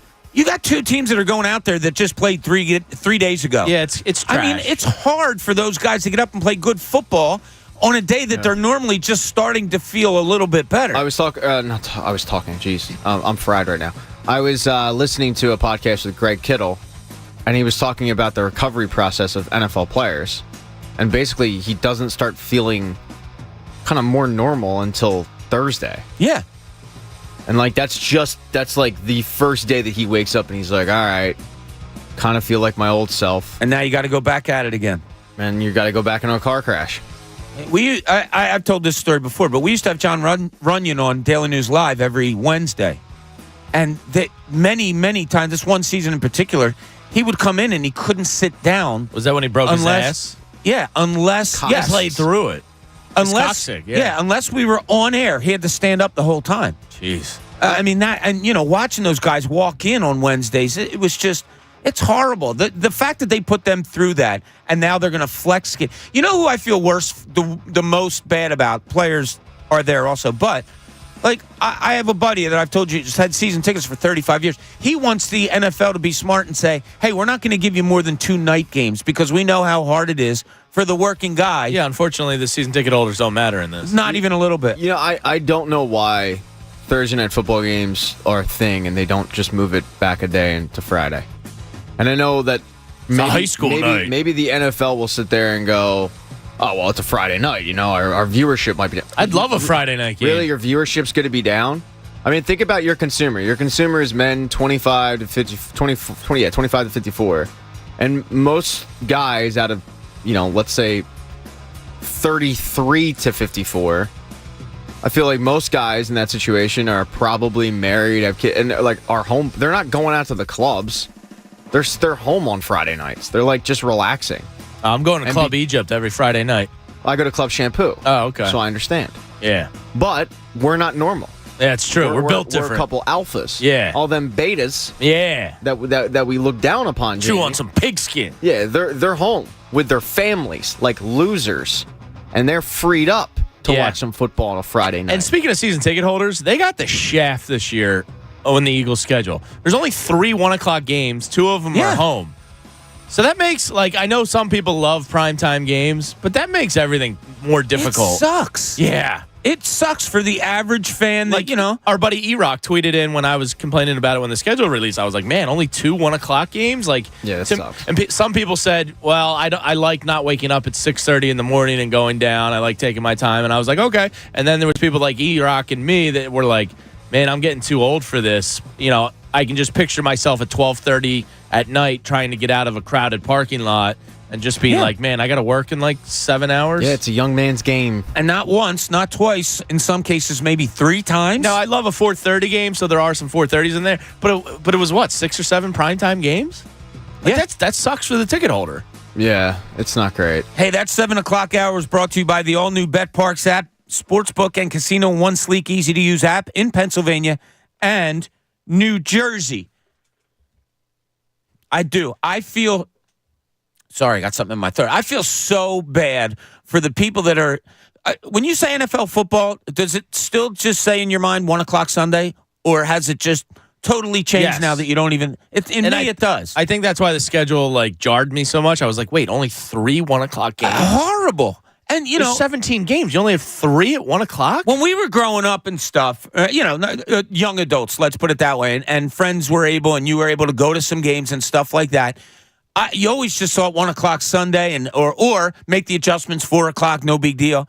But now it's guys that have these season tickets forever, and they look at the schedule and they decide how many games they're going to. Yeah. It's not, okay, I'll be there. It's, well, I can't do that. Well, I can't do maybe this. if it was a streamlined process getting out of the stadium parking lots, things wouldn't be as bad. But when you're getting out of a game late and then you're sitting in a parking lot for 35, 40 minutes before you even begin your commute. Because they open up one exit. Yeah, because there's no traffic control. It's the biggest, honestly, all the games, Phillies, Sixers, well, Flyers if there's a crowd, Eagles, NCAA basketball, whatever. It drives me nuts leaving these events because there's no effort put into traffic control. And it's just added time. And when you're already getting out late and you have work the next morning because it's a school night, right? It makes my blood boil. And it's the reason, honestly, I go to less games than I ever have in my life. We dealt with it for the pregame show, just getting down there. You could make a left onto Pattison the entire season. And then all of a sudden the playoffs came and they closed that. And then they redirected people under the bridge it. of 95 where it's already bottlenecked because everybody's getting off 95. It hurts my brain to think about how little effort is put into getting 20, or 65,000 people in and out of a condensed area. Yeah, not making that left, Pat. Great point. Sorry to interrupt. I remember the day that they did that. It was the playoff game, right? Yeah, I was almost late because of it. It made absolutely no sense because you had a bunch of people like us who were so accustomed to making that left. So you would get over to make the left, see that it was closed, and then you have to somehow merge back to the right where nobody wants to let you in because they see how backed up it is. So nobody wants to let you in. You kind of have to muscle your way in. It's a disaster. It's an absolute bleep show. So when you're getting out of a stadium, what's a primetime game end on a Sunday Night Football or whatever? 11:30? Probably. So that by the time you're back at your car, it's time you get home, it's 1 in the morning. 11:40, 12, and then you're sitting in traffic until 12:30. You're probably home at 1. Yeah. In all that's ridiculous. Yeah, it's not. to appease the people that pay to carry these games. And now you got Peacock. Don't even get me started on the streaming exclusive playoff game. $110 million for one game. So Is that what it is? Yeah, that's what they paid. So now I'm gonna miss a playoff game because I'm not doing it. I'm at a breaking point. You will. With services. No, I will not. If the Eagles are only on, the Eagles will not be. The Eagles will get a bye and then some. It's going to be a first-round game. Yeah, the Eagles have a really good shot at a bye here. The Eagles will get a bye to the NFC Championship game. They're going to be so good. Yeah. Well, if it's the Eagles, of course I'm going to find a way to watch it. But if it's, I don't know, let's say the Colts play the Texans, two crappy teams, I have no interest. You know what I mean? Yeah. No, I hear you. I'm not going to go out of my way to go get Peacock. And I know if you have well, I don't. Is the NFL the most out of touch pro? No, they're not out of touch. They own it. I mean, it's pretty clear. But money we is just talked about how out of touch they are with the fans, but we're still going to gobble it up. So they can put whatever they can do whatever they want. Well, if you don't care what the fans think, isn't that you're out of touch with them or no? No, it's just you're a money making machine and you don't care. Well, you don't care says out of touch to me. No, I think they're in touch in that they care about one thing. Don't listen to you say, hey, listen, I've been a season ticket holder for 35 years. You can't have us have 3 8-15 games. Yeah, and they don't care. Okay, yeah, sure we can. Yeah. Watch this. Thanks for your comments. Now watch me hit this drive. No, they don't care. And it's still going to put up record numbers year after year, and the Super Bowl is going to be watched by the entire world, and nothing matters. Our opinions don't matter. No, probably not. And it sucks because you're the ones paying for these tickets. Yeah, and consuming the product. And some people are going to go get Peacock because they can have to watch a playoff game on it. So it's just like they're just constantly in your pockets, and there's nothing you can do about it because the sport is great. That's just this scheduling stuff is just so weird now. It's insane. It really is. I mean, Thursday, Sunday, Monday, sometimes Saturday.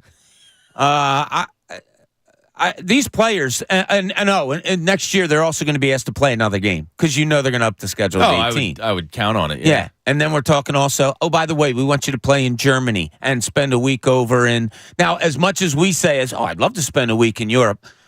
It's not the easiest thing to do in the world. Especially when you're preparing to play a football game. Yeah. I don't know if catering to a 6'6", 350-pound human being over in Germany is as easy to do maybe as it is here because they have the. But they got schnitzel. You got me on that. Big boys love one. schnitzel. And what if What if the game's in October during Oktoberfest? Yeah. And Kevin Phelan tweets in a good point. He says of those 1 o'clock games, 2 of them are against the Washington Commanders, and the third one's against the Arizona Cardinals. So, pretty much the sloppiest slop on your schedule is the 1 o'clock games. So, the NFL, when I say they're not out of touch, they're telling you we don't care. It's blatantly in your face. Oh, you guys think 1 o'clock games are the easiest, the most fun? You get to sit out in the sun. You don't have to deal. Let me give you some crap games. Here's the crap games. We're going to take the good ones and put them in prime time because people want to watch the Eagles because they're a good organization. So it's almost like you suffer from having a good organization because they're going to be put on prime time more. And maybe people love prime time more than I'm giving them credit for. Majority of people I know don't. They prefer day games. What's your favorite? I know we've done this before, but favorite Eagles time to start? Is it the 4:15, 4:30, whatever? No, I love the 1 o'clocks. I mean, 4:30 I like a lot, but 1 o'clock's my favorite. I like 4:30. The only reason I like 4:30 is because I can get a healthy dose of red zone in the 1 o'clocks. Because there's more games going. Your crush on him is just Scott Hansen. I don't know if it's healthy. I mean, not many people can pull off the octo box. You know what I mean? He does it easy. He does. Yeah. Did we ever solve the bathroom thing with him? There's got to be moments. He's talked about it in interviews. I just forget what he said. Oh, all right. Yeah. But he does have a huge breakfast every Sunday morning. I've seen that. Well, that'd be hard to do if you got to sit in the same place for. Well, it needs to sustain him for 8 hours. So he loads up. I've seen his order. I'll see if I can find it. Huh.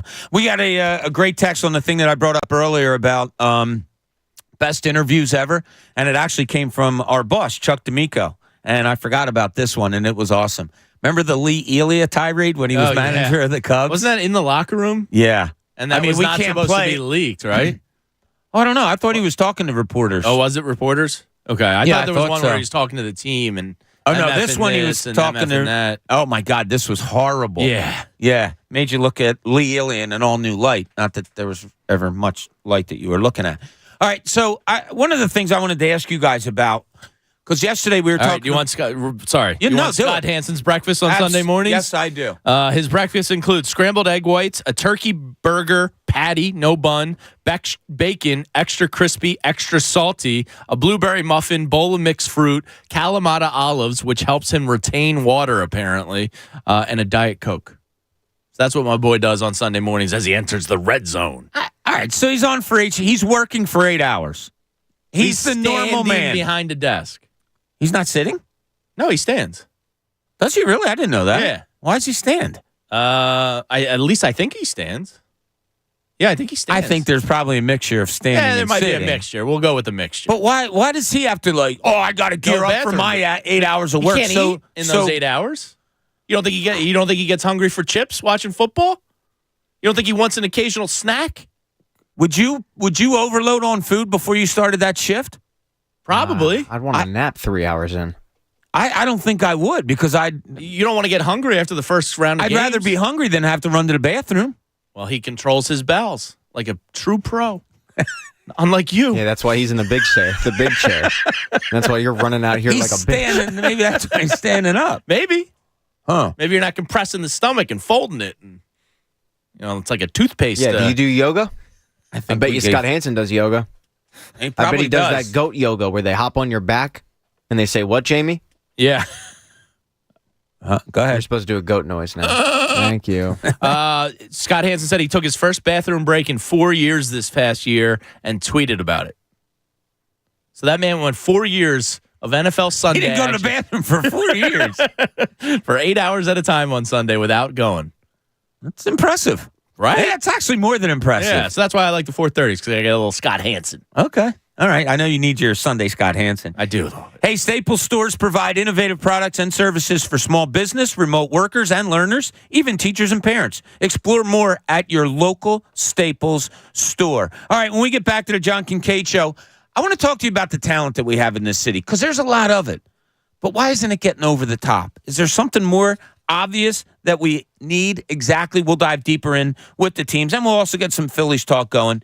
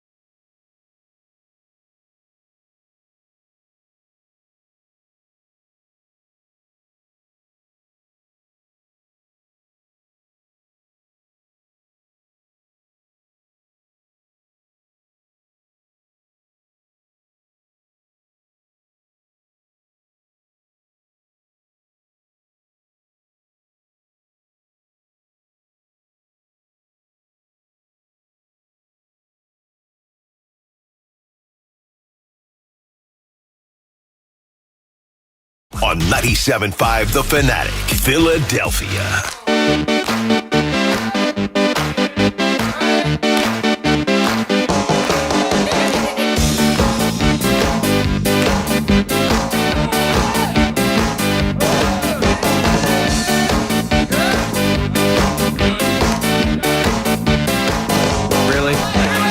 Kincade show here, 97.5 The Fanatic. We had such good conversation going on. We didn't even notice it. It's the panic on your face of, oh my God, we're on the air. Well, because, Connor like casually mentions it. He goes, by the way, we're back. I'm like, well, why the hell are you sitting here talking to us and telling us about the strangest places you ever went to the bathroom? What was his answer? Jamie jumped in. I was asked a question and I answered it. Yeah. The locker room at Fenway Park. I thought it would be cool to do it where Ted Williams did it. Yeah, that is cool. So I don't think that's strange. I mean, it's a bathroom. Yeah. But it's cool. It's a cool. It was one of the. That was a good one. Yeah, that's pretty cool. I'll give you that one. Yeah. So did you poop where Ted Williams pooped? I did not. Not that I know of. Yeah. Maybe we crossed bathrooms somewhere, in time or something like that. But Ted Williams is an athlete that I wish to God I could have watched. Yeah. When you see guys like Charlie Manuel like light up talking about hitting. Yeah. Like you're like, damn, this guy must have been cool. I saw something on Twitter the other day. We all know that he did two tour of duties during his playing career. Yeah. And then one of them was, so he missed like 24, 25, 26 years old, like prime of your career. Comes back, has 3 outstanding seasons before he has to go back again. Then when he comes back at like the age of 33 or 34 or something, hit like 365, 360, 370. Wild. Yeah, I would have loved to have. Pat, do you have a player from like years past, any sport, that you would have loved to be able to see on a kind of a daily basis? I would have loved to see the 1919 Black Sox. Really? I would. If I had a time machine, that's probably the first place I'm going. That team was loaded, and they were so good, they decided to lose on purpose. So, You're probably the best sports historian, I think, at this station. Oh, thanks. I usually don't take compliments well, but I appreciate that. No, I mean, you named your kid after a baseball player that you never saw play. Yeah, I would. I've always said I would have loved to be born in 1900. I mean, minus the whole, no air conditioning, and that whole stock market thing in 28 was a little snafu. But crazy times, man. In sports wise, I would be able to be cognizant and see the Black Sox because I would have been 19. I would have seen the birth of the NHL, the birth of the NFL, the birth of the NBA. I would have been able to see the Negro Leagues and Jackie Robinson break the color barrier. Like, you would have been able to see sports be born, basically. So I would have loved to go back and be born in 1900. And I say that, and I loved being born when I was, but... And when was air conditioning invented? I don't know. I don't have that. Was invented in 26, and we talk about sliced bread all the time. Yeah, I couldn't live in a pre-air conditioning world. Well, it's hard to get the peanut butter on top of a full loaf of bread, Pat. So slicing it was pretty key. I don't disagree with air conditioning was invented in 1902. So I'm in. I'm in. But let me be real, though, with myself. The idea that I would have been born into an affluent family that would have been able to afford air conditioning. That's a good point. So you probably needed a bunch of years after. I mean, I would have probably been 35 years old experiencing air conditioning for the first time. Yeah. Because, like those VR goggles that you see. Yeah. I still haven't experienced any of those. Those pervert goggles. Because I'm not, built like Coach over here. Like, I don't have that bankroll where I can go and get a bunch of VR goggles. He does have multiple pairs, doesn't he? Pervert goggles. Yeah, 2. Yeah. 2 pair? 2 pair. What's your favorite thing to look at in your VR goggles? What's her name? Or his name? Well, besides the live sports, which is tremendous, there's this plank game where you walk out onto a plank, 30 stories up in the air. Yep. That is cool. So her name's Regan Fox, huh? Okay. Pervert goggles. How about you? Is there anybody past professional player that... I mean, just because I've heard so much about Wilt, I'd love to see what that actually looked like. Yeah. That's a really good Because one. my dad, growing up, would always tell he wanted to lead the league in assists one year because people said he couldn't pass, and he went out and led the league in assists, and like all the stories and just the dominance I heard my whole life. So I would have loved to have seen him play. I think that's where I kind of get some of my weird sports thinking from is my dad on that. Because my dad on that, although he was a huge Wilt fan, can't stand when that comes up because he said, yeah, that's an individual thing. He did it to show how good he was. He didn't do it for the team. And I was like, oh, wow. I get downer, that. Dad. I get that, but I'm sure he was still scoring too, Oh, yeah. I don't think his teammates cared at that point. Yeah, I'm sure the team did pretty well that year. Cool, we're involved. Yeah, exactly. He's not going to score 100 again. Yeah. The best guy I ever talked to about Wilt Chamberlain, and he would tell me story upon story. Can I guess? Yeah. Is it and I forget his name, but the legendary statistician? Boop. No, that's pretty good. Harvey Pollack did have a lot of Wilt stories, but Harvey He was in Hershey, right? He was he was there. He was the one that made the 100 sign. Yeah. But Harvey, God rest his soul, you had to be careful with because he had so many stories that if you just sat with him, what you thought might be a minute or two turned into a half an hour. And like when I was down there, Harvey had this little office in the bowels of the Wells Fargo Center. And if I found myself going that way, I had to pull myself away because I had stuff I had to do for the paper. But Stan Hochman would tell me the best Wilt stories, and all the ones. Oh, he could palm a 16-pound bowling ball. Stan said he would go up to him and say, "I heard you could do this," and bring him a bowling ball to prove it. Like Stan wanted all of these things proven. So Wilt is a great one. Babe Ruth is one I would have loved to have seen. The Sultan of SWAT, the Great Bambino, the Colossus of Clout, Who? Yeah, that's a pretty good one. That would have been cool. I think I'd rather see Ted Williams than Babe Ruth, though. Well, here's the reason I would like to have seen Ruth, because how could he have done that with that crazy lifestyle he appeared to lead? And he wasn't in shape. Yeah. If Babe Ruth were around today, he would have been Johnny Manziel. I mean, I saw a picture of Babe Ruth. I think it was on Twitter yesterday. I don't know why. At 52 years old, and it was just a year before he died, I think, or whatever. He looks like he's 90. Yeah. At 52. I mean, he lived you don't even have to go back that far. Look at the Cheers cast. The youngest guy on the cast was like Woody Harrelson. He's like 28.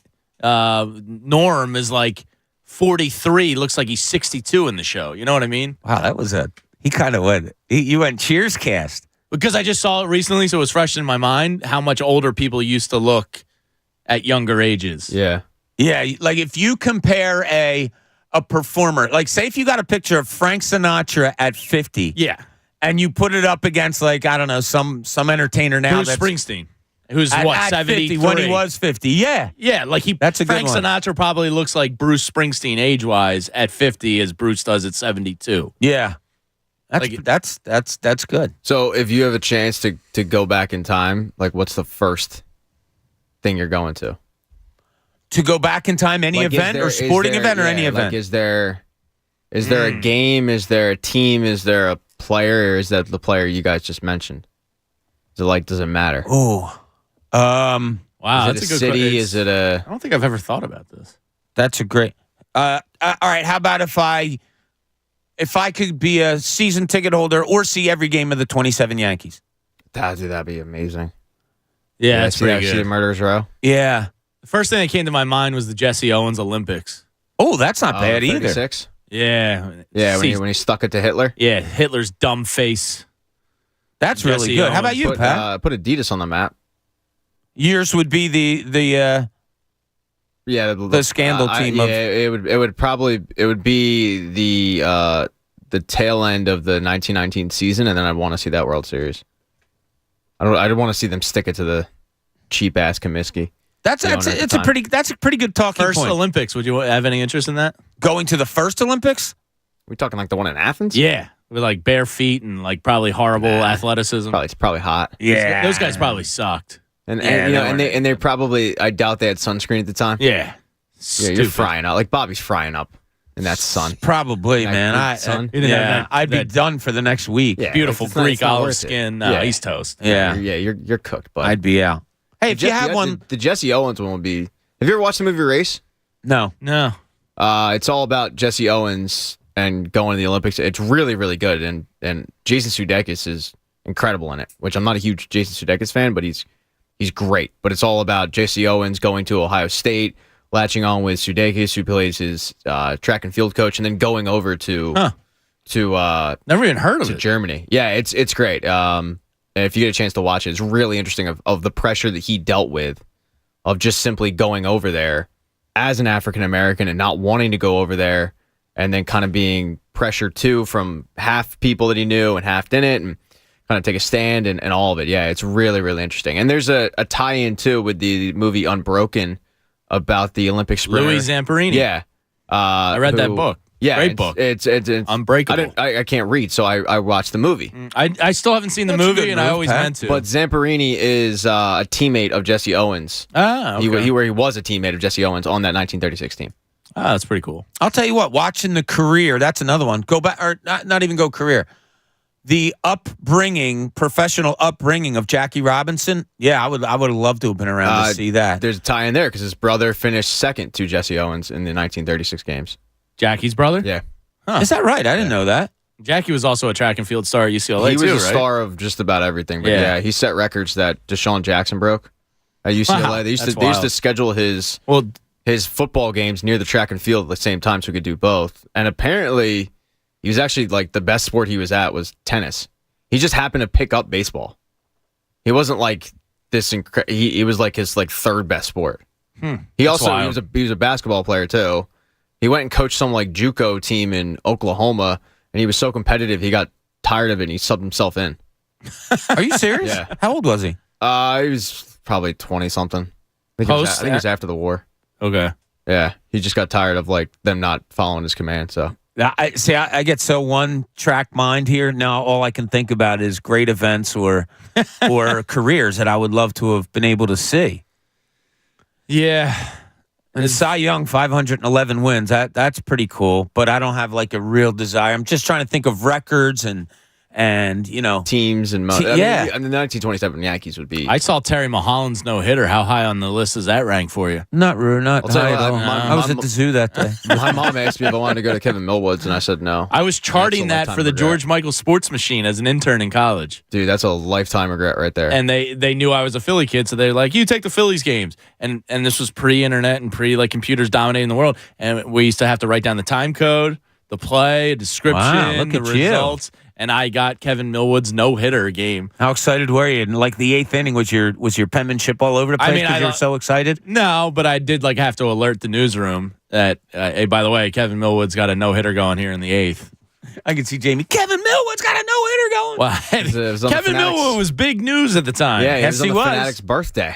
Was it the Fanatic's birthday? It's a Sunday afternoon, right? Yeah. It was the Fanatic mom inspired him to throw that no-no. It was like one of the only good games he had for the Phillies. Yeah. What's her name? Mrs. Fanatic. Yeah, I don't know if he. I thought she had. Doesn't she have a name? I don't know if she has maybe Donna. She looks like a Donna. You're an idiot. She looks like a Donna. What does that mean? Coach thinks it's Phoebe. That's Phil. I know Phoebe. Phil and Phil. Oh, Phoebe Fanatic. Yeah, there you go. It is. Okay. Yep, I'm on Sports Mascot Wiki. Yeah. Coach would know that. Yeah. Well, he's into that. He collects Pez. You're a furry, aren't you? Coach knows stuff. Yeah. That's one way to put it. Yeah, Coach knows stuff. Yeah, we know what those pervert goggles are for, Mr. Furry. Well, as long as we're being a little weird and kinky and all that stuff, let's take a trip over to Jamie's world. Let's find out what's in Jamie's world. All right, this is a little bit of a weird one, but I found myself, I don't get orange juice that often, but when I do, I have like a love-hate relationship with it because I love it so much that I just chug it. I might as well shotgun my orange juices. I have witnessed this. I mean, it is a little bit short of amazing. The guy cannot get an orange juice in his hand. It is gone within 10 seconds. Yeah, like 2 sips at most. Why? I don't know. Something about orange juice makes me want to chug it, and then I get upset because it's gone. But I can't drink it slowly. Why don't you just order another one? Well, sometimes people don't give you free refills, Pat, so you have to, keep it in check. See, I'm with him when he gets it at the vending machine. And that thing, boom, gone. It drops it, and it is out. I mean, it's the only thing I chug, though. Occasionally water if I'm feeling like... Is that your favorite drink, orange juice? I respect it so much that I refuse to put vodka in it. I respect it. That's so how much I respect orange juice. You've never had a vodka and orange juice? I've had it, but I didn't want to cross-stream alcohol with one of my favorite drinks. I didn't. It's good enough on its own. I don't need to spoil it. I want orange juice to always be orange juice to me. I don't want to remember a day of bottomless mimosas where I went too hard and now orange juice is ruined for me. I respect the sanctity of orange juice too much, Bob.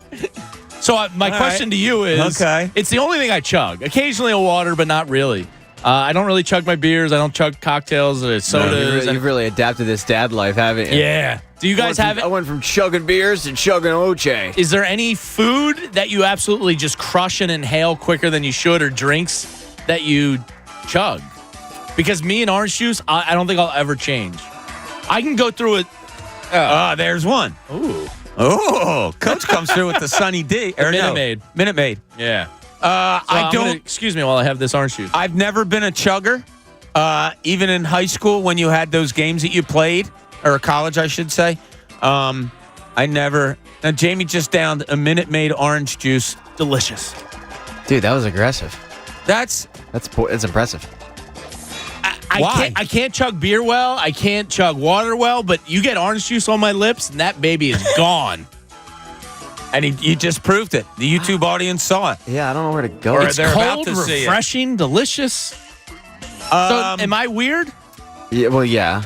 Well, I mean, I know. Yeah, okay, I know I'm weird. But, like, is this that weird? Do you guys have anything that you just absolutely inhale? I do have one thing. What? And because when I get a hankering for it and I have to have it, it's gone. Peanut butter and jelly sandwich. Really? I swear to God, it's 2 bites on each half. Boom, boom, boom, boom, really? Gone. Yeah. Is that because, like, as a kid, you would always get one on the way to a sporting event and just, like, shove it in your face or something? I think it's because anymore when I have it, I have such a hanker. Like, I don't casually make a peanut butter and jelly sandwich. I only make it when I'm, like, really craving it. I don't know why. Huh. And when I do, it's gone. Like, I get mad at myself when I'm cutting it, thinking I put way more work putting this together than I'm going to enjoying it. Get yourself some Uncrustables. Throw it in the air fryer for 5 minutes. I get it. The kids went through an Uncrustables stage. I wasn't a huge fan. I don't know why. Because we always froze them. Are you supposed to eat them frozen? Well, we keep ours in the freezer. I don't think you have to, but that's where we keep ours. So I throw it in the air fryer for 5 minutes. Boom, it's ready. That's not bad. Yeah. I never, I wasn't the drinking games you used to play where you had to chug beer. I'm not good at chugging beer that much. I used to tell all my friends, I said, look, I'll sit around and have beers with you all day long, but I don't like chugging beers. It's just like, I don't like doing it. I have some family members, shout out Steve Shoecraft. Hey, way to go, Stevie Shoe. Some impressive shotgunners, but I'm usually like last in the family shotguns. Yeah, I'm not good at it, but orange juice, I'll take on anybody in the world. I don't even chug. Now, I don't like really, really cold water. I like it kind of more room temperature like. You're sick. If I get done cutting the lawn, whatever, something where you're real sweaty and thirsty, I'll chug if it's room temperature. Like, we have cases of water in our garage. So they're pretty much room temperature mostly. Yeah. I could go in and chug half of a 16 ounce maybe, but not the whole thing like you just did. Pat, do you house ice cream? I have to stop myself. Yeah.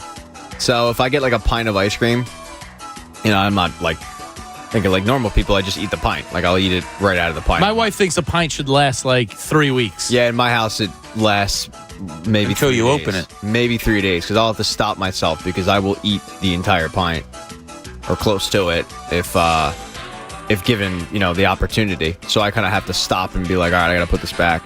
The one though, and I don't necessarily engulf it.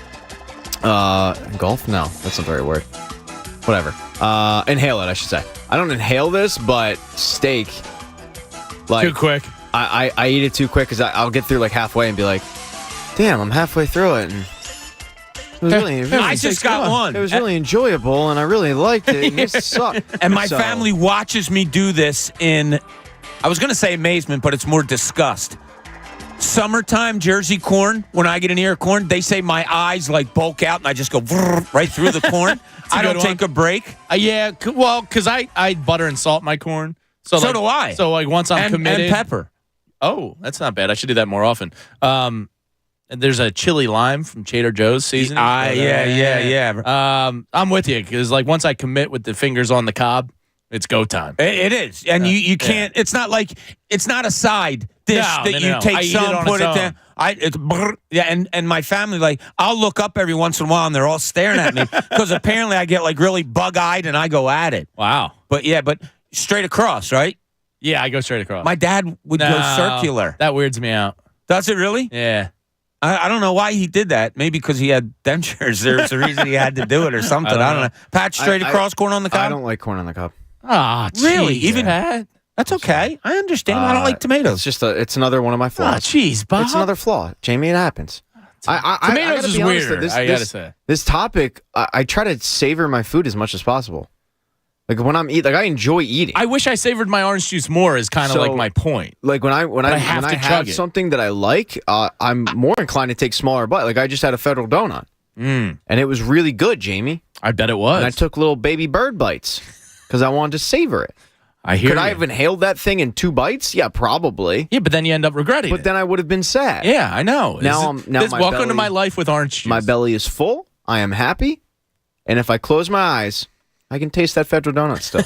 So, Coach, in all your strangeness, is there anything of chugging, of inhaling, anything like that you Love the big wiener. And how do you eat your corn? Yeah, no, I don't chug anything, but you just mentioned the corn, and I can't eat corn off the cob. I actually you butt funnel it. Do I have to be the adult in the room again? Yeah, Pat, what are you talking about? Go ahead, Coach. Sorry to interrupt you. But, Coach, go on. Sorry, there's an immature person in the room with you making inappropriate jokes. So last I remember, you were saying something about not being able to eat corn on the cob. I have to cut it off the cob. Oh, you're one of those. Yeah, I get the knife and just cut the corn right off the cob. It doesn't taste the same to me. Oh, jeez. What do you do with the cob? Joe Bell's going to come down here because you're having another giggle fit. I can't help it. Pat made me laugh. I always. That's how I thought he ate it. It's the fastest way. So do you? It goes right in the bloodstream. Do you cook it up, Coach, or like how do you do it? Do you? Well, what I mean to say is, put it on the. Do you cut the grill. before you cook it, or do you cut it after you cook it? Yeah, grill. After. You grill it. Yeah. And then you cut all the I kernels air off. fried it recently. Oh, that's probably good. It was pretty good. You guys got to grow up. I'm looking at Pat. I don't know. He's having an attack in there. I feel bad. You guys all right? Are you sure? Yeah, I'm great. Jamie just recently sent me a great air fryer recipe for like a s'mores cookie combo. Oh, yeah. Looking forward to trying that. Yeah. Yep. Air fryer is amazing. Air fryers are a good item. Yeah, I pretty much put everything in that now. The other day we had pizza like Friday night. We get pizza on Friday night for dinner, and then Saturday we were having it for lunch. And so I said to Donnie, you want a piece of pizza? She's like, yeah. So here I am in the air fryer, like I'm stuffing 2 pieces of pizza trying to get it in there. And she's like, what in the holy hell are you doing? And I said, I'm getting the pizza. She goes, there's still such thing as an oven. You can heat it up in there too. It's like, no, I love the air fryer. But the best way to reheat pizza is in a pan. A little bit of water in a grill pan. Yeah, that's what I put olive oil in it. You put water in it? I mean, I guess same theory, but the water's supposed to re-moisturize the pizza. But it also makes it crispy. I don't put the water in it, and it's fine. Yeah, I'm sure it's fine without, but you're supposed to, I think, put a little dash of water in Yeah, I always just put it on the skillet and then put a lid over it, and a couple minutes, it's good to go. What do you put on your corn, Pat? Corn on the cob. Or not you, Coach, I mean. Corn on the cob, Coach. Do you then put butter and salt and pepper in it, or how does it work? No pepper. Just butter, salt, sometimes Old Bay seasoning. Old Bay seasoning is an underrated item. There's Old Bay hot sauce. Is there? Yeah. I was thinking of you the other day because I made myself nachos and I put on some hot sauce. Atta guy. You have about how many different types of hot sauce? Probably like somewhere between 12 and 15 bottles in the fridge. That's kind of... I have a whole shelf dedicated on the door. 12 to 15 bottles? Of different hot sauces. Yeah. Jeez, man. Yeah. Yeah, that's kind of weird. I don't think so at all. I'll pray for your intestines. There's a bunch of different flavors. I pray for mine, if anybody's. SleepHealthyPA.com. Do you snore? Maybe you think you have sleep apnea? Check out SleepHealthyPA.com. Finally, a sleep solution you've been looking for. That's SleepHealthyPA.com. Kincade.com. Hey, when we get back, we're going to talk about desirable jobs, different things going on in the city of sports here on the John Kincade Show at 97.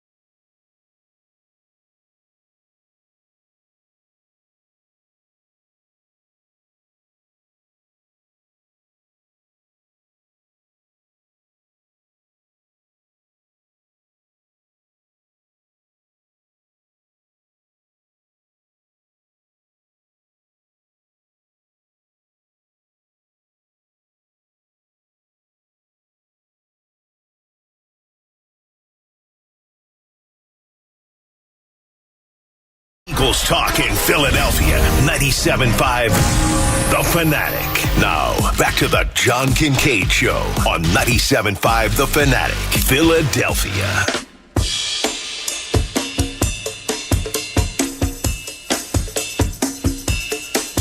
John Kincade Show here, 97.5 The Fanatic. Bob Cooney, Jamie Lynch, Pat Egan, Coach Eric Camille getting it done. Next segment, we'll have Tommy Greene coming in on a very special anniversary, which you don't know about, but I will tell you about later on. Yeah, it's nice and cold in here for once. It's freezing in here, actually. Well, you have on a T-shirt, a golf shirt, and a pullover, and a long pair of pants, and for some reason, me in shorts and a golf shirt. It's always cold. You run the because there's you two get to run temperatures. the temperature. There's two temperatures in here: hot and cold. There's Okay, no like so for the last degrees. hour, let's do hot. Okay, I can go turn it up right now for you, Bob. I'm a foxhole man. No, you don't have to. You know what? Just could no, don't do it. Let's get Just because you said you would do it, that's all I needed. Oh, okay. That'll warm me up for the rest of the show. Wouldn't you rather be cold than hot? Rainforest sweaty. No. I'd rather be hot than cold. The best sports radio is usually done when it's in a hot box. I don't know. The air gets stale in here when it gets hot. I don't like it. Well, the air. Yeah, but you have a belly least full of orange shoes. You're good. You've already gotten enough. Well, at today, least I don't know you there's think? a circulation going on right now. With the hot air, I feel like it just sits there. I like the hot air. Sick. I've often said I'll take hot over cold any day. Wrong answer, but that's okay. No, it's not. Do you like winter better than summer? No, you don't. Why? Because you like being outside in the nice warm weather. Yeah. Okay. But then when I go inside, crank that AC. Nah, you could sit outside in the heat more than you can sit outside in the cold. No. We're talking about indoor living, not out. The outdoors has nothing to do with this right now. Talking about air circulation. That's a good point. If you're sitting in a small little studio like we're sitting with in you. now, you need that circulation. Don't bring me into this. Mm-hmm. It could be anybody. It doesn't really matter. Uh-huh. No? Mm-hmm. You're not buying it? Mm-hmm. All right. Whatever you say, Jamie. Okay. One of the things that we talk about often is how great our jobs are. Well, in Pat's point of view, he's got desire in there also. This is Pat's point of view. Here's Pat. Hello. Hey, Pat. I have to find this. What's up? So I forget what I wrote. How desirable is this job? No, Let's this discuss. this job's desirable. Our job's cool. And I like our job. Yeah, I had a lot of people tell me that last night. How cool our job is. And it'd be cool to keep this job. So if the bosses are still listening after the Giggle Fest, just know that was Bob, that wasn't me. But how desirable is the Sixers job? Now, I think on the surface we look at it and we go, oh, it's really desirable. You've got the MVP of the league and stuff. But it's something Jamie brought up earlier today, and it was something that Keith Pompey brought up when he joined me and Jamie on Saturday. This is probably, out of the openings, third, fourth. The up in the air situation with James Harden leaves a lot to be desired with this franchise. The direction of where it's going to go. The fact that a coach that has options is coming in, not knowing if he's going to be able to coach Joel Embiid, James Harden, and Tobias Harris, or if it's just going to be Joel Embiid. I don't know how desirable this job actually is. I mean, Phoenix, I'd rather have. I'd rather have Phoenix. I'd rather have the Bucks. And Milwaukee's already won, so you don't have to get over that mental limitation. Yeah, I'd probably have it third. Isn't that surprise? I'm trying to think of drawbacks here. I think it's a distant third.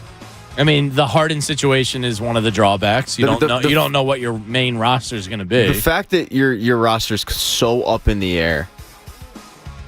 What's Durant's contract situation? I think he's got 2 more years left. Does he really? Let me take a look at that. Now, often injured Kevin Durant. Devin more Booker, injured than Joel Embiid at this point in his career. They're in need of a point guard, right? Yeah, apparently they're going to be shopping Chris Paul. Durant has 3 more years. He's through 25-26. I really think that if Chris Paul's on the market, then Daryl Morey's going to be heavily, heavily, heavily interested. Oh my God, he was interested the first time. Does it make you nervous that it always? Never mind. Not going to. Well, there's only that it always goes back to former Houston players. I didn't say that. You did. Yes, it does make me a little nervous. Yeah. Then again, I mean, he's can make the case. He's probably one of their better options that they would have to be a point guard with Joel. Probably, yeah, because he's a playmaker now in this time of his career and knows how to win. I mean, and I brought this up on Saturday with Jamie too. People forget when Chris Paul got traded to Phoenix, there were two teams in the mix. The other team was the Sixers. Yeah, you're right on that. He chose Phoenix. So I think if you're going to lose James Harden, if you're Daryl Morey, you're probably back in those talks to finally get him. I'll tell you what, though. I don't think it's the worst. I don't think it's the worst option because I'm right now as I sit here today. My options are bring Shake Milton back and have Tyrese Maxey run the point. Shake Milton as a 2, and that's gross. I don't like that. The comps that you're talking about, though, as far as his coaching goes, Milwaukee and Phoenix, I think you're right. If most guys had their druthers, they go with one of them. But I still think the Sixers job is a very enticing one, don't you? Yeah, it is. No, I don't. But is it more enticing than Phoenix and Milwaukee? No. But is it still very enticing? Yeah, it's more enticing than Toronto. It's more enticing than what else is available? Anything? I thought there was 5, wasn't there? Yeah, so we're missing one. Whoever it is. I'm brain farting Yeah, me on that. too. So it's 3rd out of 5? I mean, that's not great. You're middle of the pack. And that comes with an MVP. It should be a lot better, I think, is Pat's point. Yes. Yeah. I think Because you're coming in and inheriting one of the league's best players. yes. Most coaches would kill to get that opportunity. And now you're looking at it, because if you're Nick Nurse and the 3 best teams all have interest in you and you have choice. Well, be the salesman. Well, Right now, be a salesman trying to get a coach to come to the Sixers. Pat, you're a salesman for the Sixers. You're trying to get the best head coach out there to come here. Give me your selling point right now. You get to coach a guy that has progressively gotten better every single year. And the Pistons are the 15th.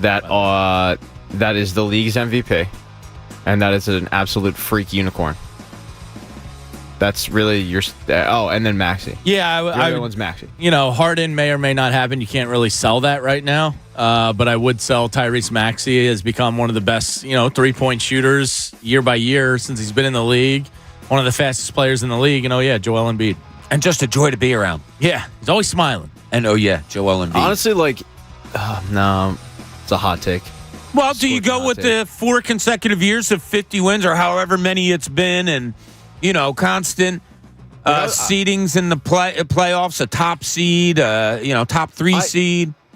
I might consider, if I was an NBA head coach, the Pistons over the Sixers. What? Yeah, their core is insane. I mean, they sucked last year, and they weren't going to be good last year, and everyone knew that. But Cade Cunningham was out for the majority of last year. So I mean, I would look at if I'm an NBA head coach looking at roster construction and cores. I mean, the Pistons are a damn good core, and they have the 5th pick in this year's Jaden draft. Ivey's okay. He looks like he's going to be a player. Killian Hayes, and then outside of that, it's you got to keep in mind, I'm coming in, and I think if you're a Chris Quinn, that's a great place. And whoever to they land. drafted 5. But I'm coming into this conversation going, the window is closed. So if I'm an NBA head coach who thinks the window is closed in Philly, but I don't think Joel Embiid or not, I'm looking at a place where I can win Detroit in 2-3 years. I'm the guy that can bring this Sixers team over the top. Yeah. If you're going to have all right, that, you're right. maybe I would. So that would make it enticing to me. You got a point. I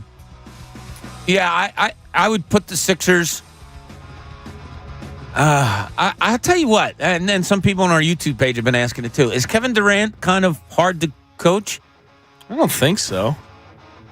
I mean, maybe think he's so very either. opinionated, and he might carry sway with ownership. But he did seamlessly go into that, as I've brought up a lot, go into that Golden State situation and just won championships with 2 stars that were already I there. think the reason people think Monty Williams was fired because of Kevin Durant. And that's why that comes about. And you saw the situation with Steve. The last 2 coaches he's played for have been fired. So maybe there's more to it than we know. We know he listens to everything, and he's kind of hypersensitive about his reputation and if he's soft with the Twitter accounts and stuff like that. So maybe it's worse behind the scenes than is let on. But the last 2 coaches he's worked for have been canned. All right, if I made this sales point to you, if I'm looking for a coach for the Sixers and I'm the salesman, and I say your starting lineup next year is going to be James Harden, Tyrese Maxey, Josh Hart, Tobias Harris, and Joel Embiid. Is that a good selling point? Yeah, I just don't know if it's realistic. I don't think you'd be able to afford Hart in that scenario. Okay. So you'd pretty much be running it back unless you turn Tobias into something. Like one or two other comparable type players. Maybe a more true 3-and-D specialist. Maybe just a lockdown. I don't know. A lockdown defender and border type, something like that. But yeah, I would think if that scenario was possible that you threw at me, that would be enough for any coach. Yeah, I think so too, right? Yeah. I mean, you're talking about what'd they win this year, Pat? 54, 52? It was the most since they've had since 01. Yeah, since 01. I think it was 54? Question mark. And when I'm selling it to a coach, they don't feel Nick Nurse has no 54, idea. yeah. 54. Okay, Nick Nurse has no idea, nor does anybody else that they're going to bring in here for a coaching opportunity what this city is feeling. They're just looking at it like, oh yeah, it's weird they haven't gotten that past second round, but my God, look at this talent. Yeah, and it's a passionate fan base. It's sold out. The more I talk about this, the more I think it is a very enticing job for potential head coaches. Yeah, it's enticing. Is it more enticing than the other two, though? Probably not. That's a good starting 5. It is. I'm just taking PJ Tucker out and insert here, whoever it may be. It is. It's an enticing job for sure. But Nick Nurse might have the real possibility here of choosing between the 3. And I think it'll be interesting where he goes. So that's how you would go? Would you go Phoenix, Milwaukee, Philadelphia, or Milwaukee, Phoenix, Philadelphia? For lifestyle, I'd probably choose Phoenix 1 because I could be out in the sun, in the desert, and golf and do all that fun stuff. Milwaukee in the wintertime sounds depressing. So I'd probably go Phoenix, Milwaukee, Sixers. But if your chance to win, I'd probably go Milwaukee, Phoenix, Sixers. Okay. If title was my goal, then I would probably take Milwaukee. If lifestyle and a chance to win was my goal, I'd choose Phoenix. I'll tell you what I think is most enticing to me about Milwaukee, and that's the way. Now, people didn't like it. I kind of did. The way Giannis responded to losing in the playoffs, saying, it's not a failure and all that stuff. Yeah, Joel Embiid repeated it. Yeah, I didn't 100% agree with it, but it showed me an emotion of Giannis, and then he talked about getting better and being back next year. I think he still has unbelievable drive. Yeah. And also, obviously, talent that I think he would make me most enticed to coach Milwaukee. I think so. I mean, he's a generational type of player. Isn't Joel Embiid that? Yeah. Isn't Kevin Durant that? Yeah. Hey, it's interesting. Yeah, I guess it all depends what you're looking for. All right, right now, I ask you, and you got to give me the name right off the top of your head, just the name. Who's the next Sixers head coach? I don't think it's going to be Nick Nurse because of what we just talked about. How about you, Pat? Yeah, no, wait, you didn't even tell me who it is. I said I think Monty Williams. I think the familiarity with this organization, this city, this team, and I think they'll probably offer it to Nick Nurse, but I think he turns it down. Wow, that'd be a slap in the face. Well, does that get out? We find out about that? Yeah. I was just going to say, does that get out if it happens? I don't. But if he chooses the 3 and Woj said all 3 have interest in him, doesn't that kind of tell you? Exactly. That he got to choose. He got to choose. For some reason, Frank Vogel. That's mine. I'm going to go with that. That's mine. Frank Vogel is mine. Which I wouldn't hate, but it wouldn't excite me either. I think anybody different just has a different feel for me. I mean, he's a defensive guy, right? And their defense. And had some really good offensive schemes with Paul George and stuff in Indiana. Yeah. Defense is always going to kind of rule your day. Look what Miami's doing to Boston. Well, I think defense is ultimately, you can say Embiid and Harden falling apart, but their defensive rotations in that Celtics series were embarrassing. Yeah. It was trouble. I don't know why they didn't go back to the matchup zone a little bit more. Yeah. A lot of different things. Earl in Cherry Hill has an idea for the next head coach. How you doing, Earl? You're on 97.5 The Fanatic. Morning, guys. Earl, what's up? Best for John, too, by the way. Oh, thank you. We'll pass it on. How about bringing Nick Nurse along and having him bring Fred VanVleet and get rid of Harden? They can unfortunately bird right him, so they can pay more than the Sixers could. If Harden leaves, you're not. I don't think you have enough money for a VanVleet. He's on a player option. Yeah, but I don't think Toronto's letting him go, and they can pay more. Van Vliet is interesting. He looked like he's another undrafted guy. He isn't. Yeah, and he looked last year like he lost his step. Middle of the year, I'm watching him, and I was like, God, what happened to him? And I had some injuries last year, but then at the end of the year, once he got healthy, he started to show. He's one of those pain in the asses guy. Right? Yeah. I like his game a lot. I'd love for him to be the point guard of the Sixers, but I just don't think it's unfortunately realistic. Yeah. No. I don't know if he's a pain in the ass, but I don't know if I want him here. I would love him here. I think he'd fit in great. But I agree with Jamie. I just think Toronto's going to try to keep him. Yeah, they can bird right him. He made 22.8 last year. If Harden leaves, I think you only have like 13 or 14 million roughly. Do you think the Sixers could surprise us with some things? Could they sign and trade James Harden? Yeah. I think because I know they can. The only reason I say yes is because of his relationship with Daryl Morey.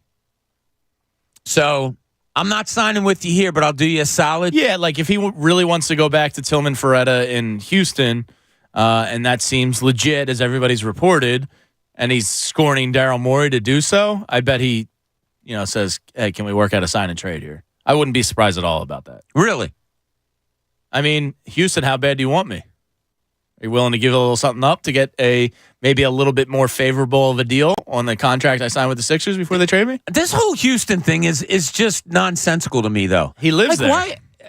Okay. His mom's there. I mean, whatever it is, the connection he has with Houston is real.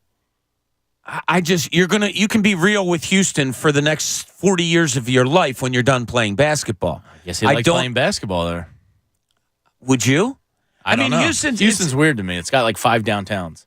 It's weird. It's all spread out. They do have a good following. Like when I was, when I would go to games there, Houston wasn't that great, but their crowds were phenomenal. I don't get, Pat. Do you? What the hell is the attraction with Houston? No state income tax, right? It could be personal, but isn't it more than that at this point of your career? I think it's something that stuck out when we talked to Keith Pompey on Saturday that really jumped out to me was he's treated like a god there. And Jamie's talked about it before, and I mean, I don't know who James Harden is. I don't hear about him out in the city. We don't really know anything about the guy, other than he's a really, really good basketball player, and he's got a beard. But yes, he does. But in Houston, it's just different, and he feels more comfortable there for whatever reason. I don't get it. I would think you'd want to win a championship, and you're not doing that in Houston. At least not for the foreseeable future. Especially with no Wemby there. So, yeah, I don't know what's the end game there, other than he's just accepting the fact that he won't win. So he might as well be in a spot that he's comfortable. He's comfortable, yeah. You think that adds years to Greg Popovich's coaching life that they won the draft ladder? I think Brett Brown's a very happy man. Mm-hmm. No, I think Pop will hang it up. Did you see that? Spurs are a cool organization. Tim Duncan, Manu, and Tony Parker are all going to mentor Wemby. That's pretty cool. Yeah, right? Yeah. Those guys, it was like high school or college when we would go down to San Antonio, that Duncan and Robinson and Parker, that they were always around and like couldn't wait to go see Brett Brown. It was like their best friend came into town. And to watch Malik Rose when he was doing analysis work for the Sixers, talk about treated like a god. You can't imagine the way these people loved Malik Rose in San Antonio. Yeah, it was just like he would walk on Overbrook's finest. It was he him was or Wilt. Who you got? 610-632. Yeah, exactly. Malik's such a good dude. I think he's still up in Detroit. Malik. I know he's in the league doing something. But all right, I was thinking last night. Huh? I thought he was in Atlanta. He moved on from Atlanta, I thought. Okay. I'm pretty sure he's up. You even in know Detroit. basketball? Does anyone know where Malik Rose is? I did text him like a few months ago, and I didn't get anything. Yeah, because we were sitting at the bar, and one of his old classic games was on like NBA TV, and you. Oh, is that what it was? You texted him like, "Hey, watching you right now in the 2004." Oh, that's right. Like that's right. Yeah. Yeah. Huh. Yeah, didn't get back to me. Oh wow! So I was thinking falling about out between Bob and Malik. I don't know what it is. I was thinking about the stars in the city that we have, and we have an abundance of them. I mean, not just stars in our city. MVPs. MVP stars in the league. Where do they rank? Are they good enough to carry these or whatever organization they're in to the titles? Are they? So Joel Embiid, MVP, one of the top stars in the league, obviously. Where does he rank in your NBA filings of greatest players now, best players now? I mean, I think he's a top 5 player in the league. Fair enough. Can he carry it to? Is that good enough to carry it to a title? Do you think? I think now, with the other 4 it is. With him, I'm unfortunately starting to question that. What do you mean with the other 4 it is? I think if you took the top 5 unanimous players in the league, if you went by executives or whatever, I would say 4 of the 5, it's undoubtable that would be enough to carry you to a championship. With him, I'm not sure. Okay. Because he has a playoff drop.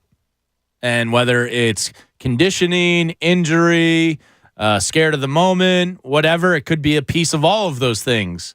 There's something there where he should be good enough to carry his team out of the second round. I mean, Allen Iverson in Game 7 versus Milwaukee was bruised and battered and beat up, and he went out there and scored 44 points. Now, he wasn't ultimately enough to get it done, but he was enough to get him there. Great point. You know what I mean? And he was injured, and he was a tiny little man out there amongst giants carrying his team and going 44 points in Game 7. Joel Embiid injured, all that. Where was he in Game 7? You know, Good point. Like sometimes guys have it, sometimes guys don't. With him, unfortunately, I'm at the point now, because he's one of my favorite athletes I've ever watched, that I'm questioning, does he have that? And I don't know. All right, how about another MVP in this town, Pat? Bryce Harper, capable of carrying the Phillies to a championship, do you think? Yes. No question? Yeah, I think no question on that one. All right. We saw him with one swing put the team in the World Series. Yeah, I think he's definitely good enough. Jalen Hurts came in second in MVP voting this past year. We know we're still watching the growing process of him. Enough there to carry this team to a Super Bowl? I'd go with yes. Yeah. Yeah, his I saw awareness, leadership. Yeah, I saw everything I needed to see in the Super Bowl. The way he bounced back from the fumble that ultimately cost him, he played awesome.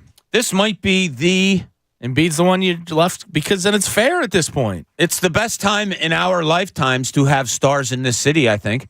I think so. And the Flyers have Sergei Bobrovsky. He's leading them to the Cup.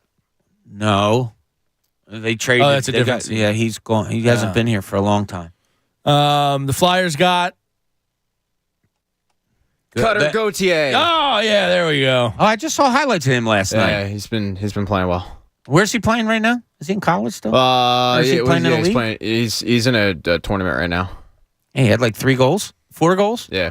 It's like Pat Egan getting those 4 goals. He's a little bit better. I don't know. I think I'd take you over. I mean, him. many people have called me the low level C League Cutter Gauthier. Okay.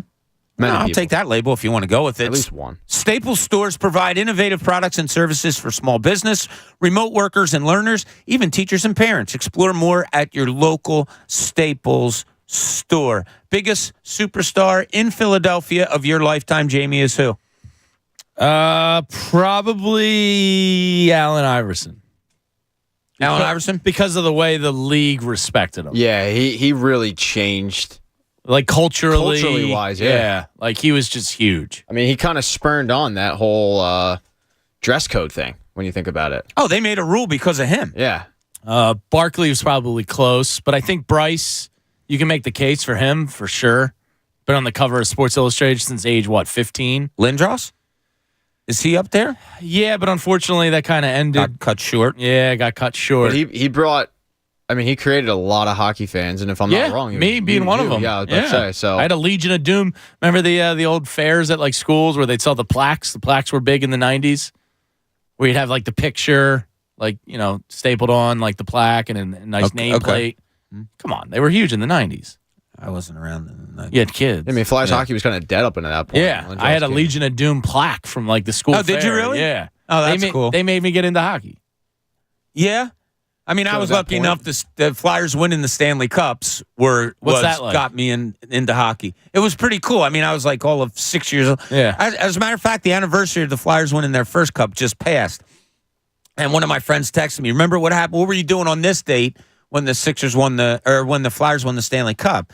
And I was getting my first Holy Communion. That shows you how long ago Big day it was, for Pat. Bobby. Nice It was. job, man. Body of Christ. Yeah, I think it's between Amen. Iverson and Bryce.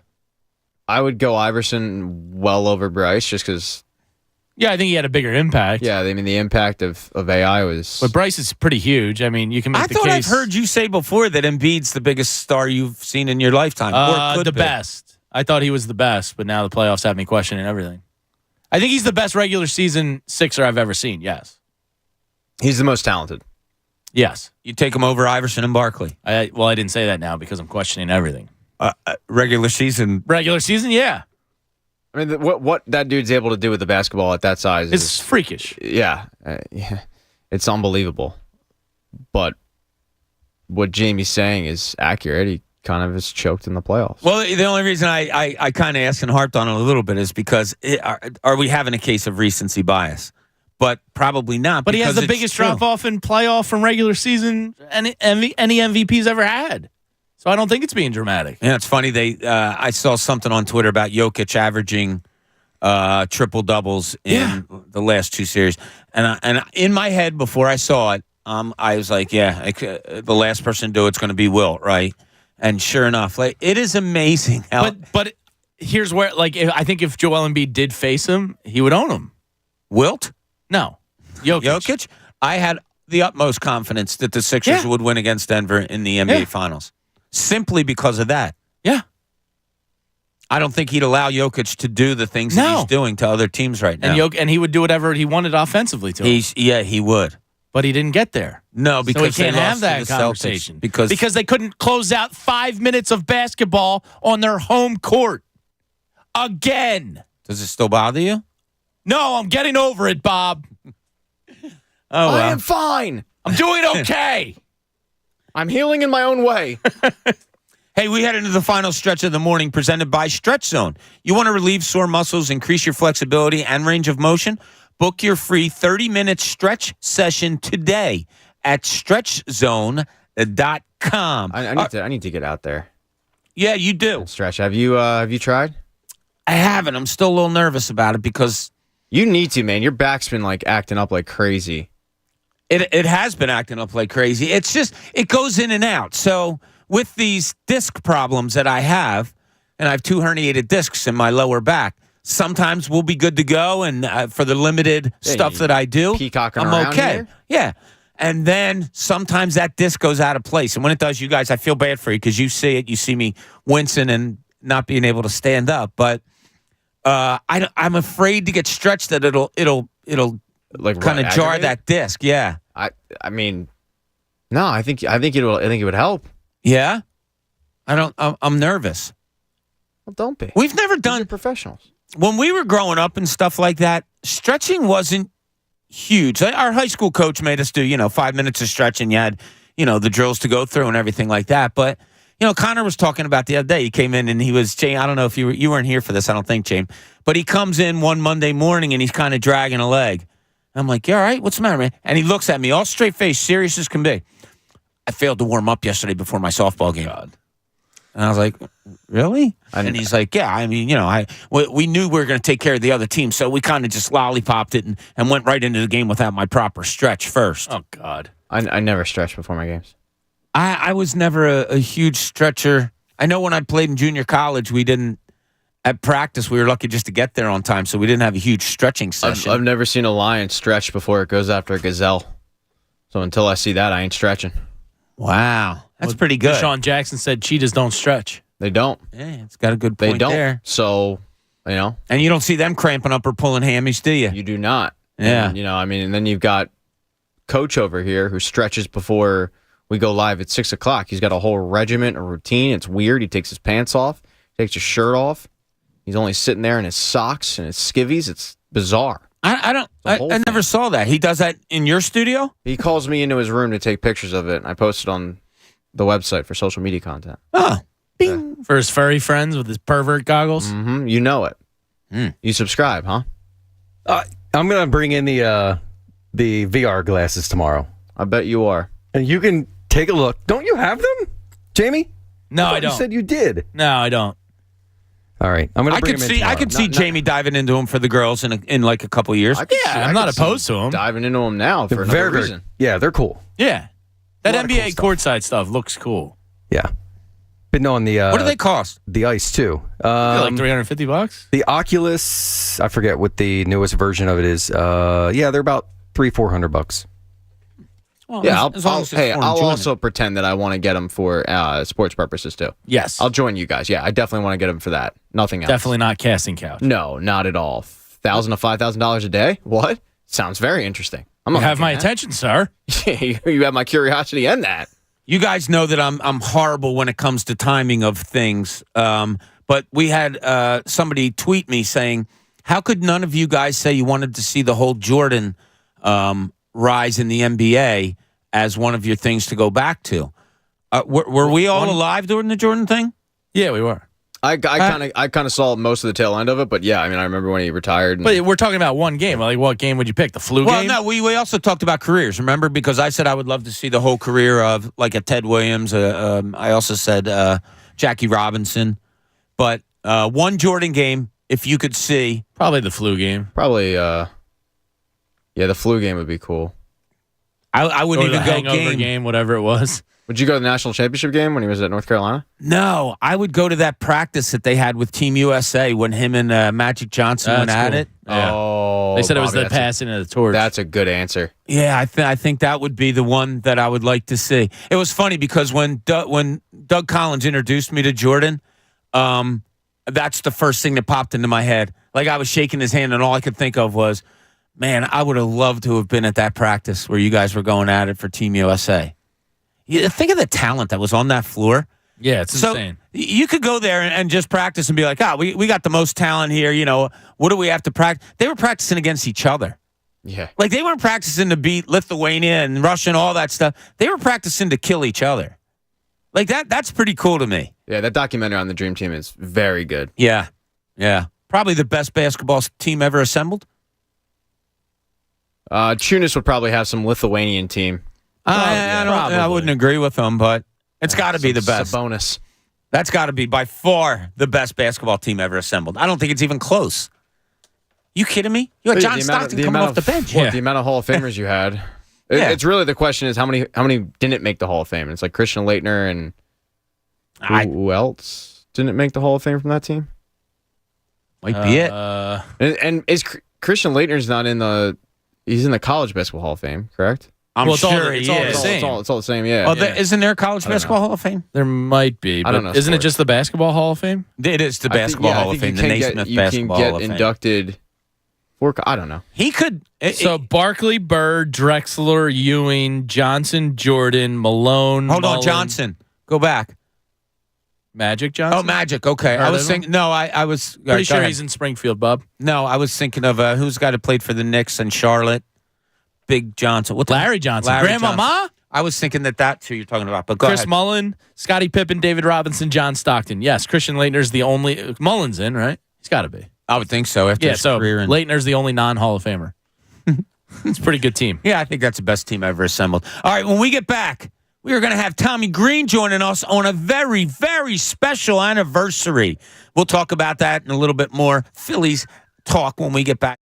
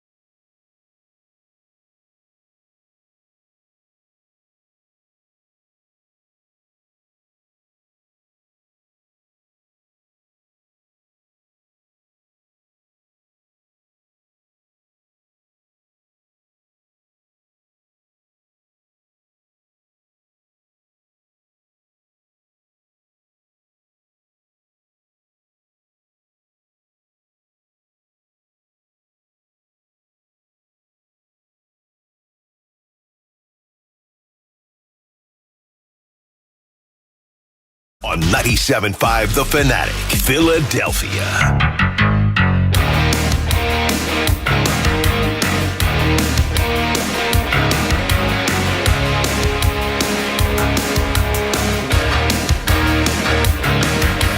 Back at the John Kincade Show here at 97.5 The Fanatic. Bob Cooney, Jamie Lynch, Pat Egan, Coach Eric Camille.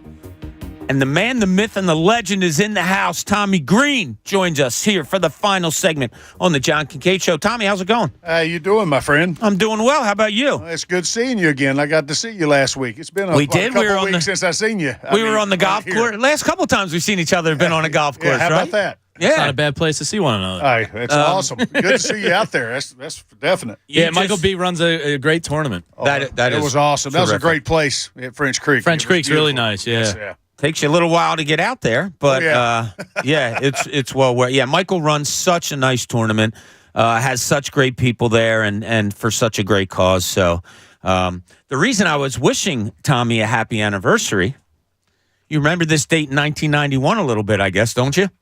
Yeah, I was kind of.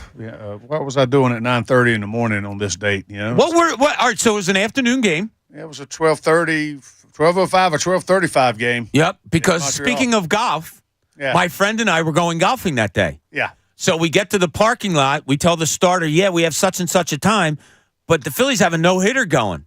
So he's like, all right, just come back out when you're done. So we went in and watched the rest of your no-hitter. Where was that at? For Willowbrook Country Club, it was called, which it's now closed down. It's over in Jersey.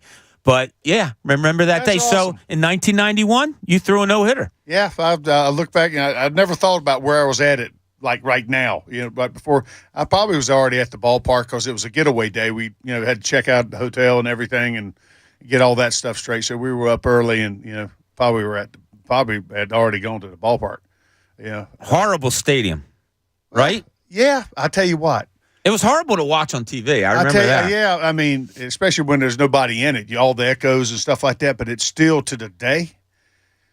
In '93, we played there at the end of the year in September, and they were making a run at us. I mean, I think it was in September, and they had 55,000 in there. Jeez. With the top on. I mean, and it was to this day the loudest place because I was up like 5-1 in the eighth, and had two men on. I'd give up two shattered bat hits and with two outs, I think, and ended up being went full count on Will Cordero, and he fouled off like 6 straight pitches and ended up leaning on me and went and hit a 3-run homer off of me, and that place erupted, and it was.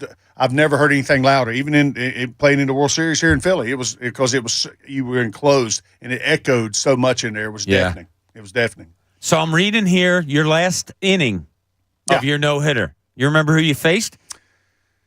I know who the last out was. So I'm thinking Galarraga led off, and then Wallach, and then Walker. Listen. No. So, Walker, right. Wallach, excuse me. Exactly. Yeah. That's pretty good memory right there. Well, that's pretty 3 good hitters, too. Yeah. Andres Galarraga, Larry Walker. Larry Walker might be one of the more underrated hitters of that generation. And then when he went to Colorado, he just, blew up. He was an awesome player. Is he so did Galarraga. To me, what he did, I think he was. Yeah. And then Timmy Wallach, who was on my fantasy baseball team almost every year as my third baseman. He was so consistent. I remember watching when I was young when he was obviously coming up and playing with Montreal. He was the young third baseman, and it was unbelievable. He was just a great player, I thought. Yeah. And to face those, and that's what's so cool about playing baseball and stuff. You get a chance, Yeah, he is. See the guys on the TV. See the guys on the TV when you're growing up occasionally because we didn't have like they do today, all the packages and stuff like that. But you get to face some of those guys that you saw. It was pretty cool. Larry Walker is a Hall of Famer. Led the NL in home runs in '97. 3-time batting champ. 3-time Silver Slugger Award. 7-time Gold Glove winner. Won the MVP in '97. He had 5-time a All-Star. cannon in right field, man. Yeah. I mean, being with the Braves organization, coming up through the minor leagues, I faced him in Double-A. They had Grissom, DeShields, Walker, And those guys Phew. on the Jacksonville team in Double-A, and you face those guys and Randy Johnson. When you see one of those guys in the minor leagues, do you just know as soon as you face them? You got an idea what there's got? That there's something special there. Yeah, I mean it's all. I mean, what is it? you Presence get in around the box? Like, I mean, they just exude the confidence in the stuff. They know they're going to succeed, and I mean, because they're having success. I mean, that's what it does. It kind of breeds. It goes hand in hand. You know, Success they're and confident. It breeds success. Success breeds confidence. And it's that, and you can see the ability too. I mean, the way the ball jumps off the bat, the way they move in the outfield or infield. It's just different than a lot. Yeah, they got to get the total package. Yeah. That type of thing, especially when you were playing National League Baseball back then. These Canadians, like Joey Votto, another Canadian, like Larry Walker's Canadian, they don't get any respect. Why is that? Those guys can hit. Those guys can hit. Those guys can. Joey Walker's in the Hall of Fame. That's respect. Yeah, I guess. Yeah, right. Matt Stairs. Look at him. Yeah. So one of the reasons they're so good is because they outlaw aluminum bats at the age of like 12. That's so pretty interesting. most of their players come up just straight up using wood bats, whereas in the States, obviously, you're using aluminum bats in college.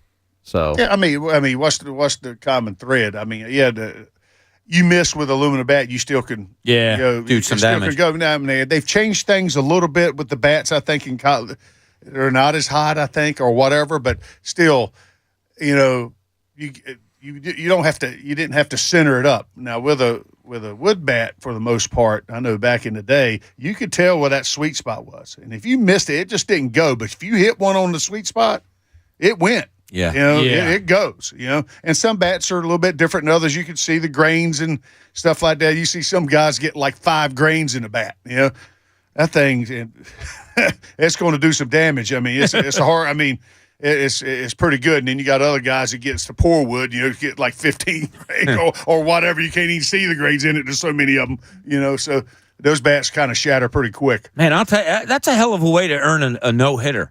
Going Galarraga, Walker, and Wallach. That's phenomenal. So you get your no-hitter. Walker's a career 313 hitter.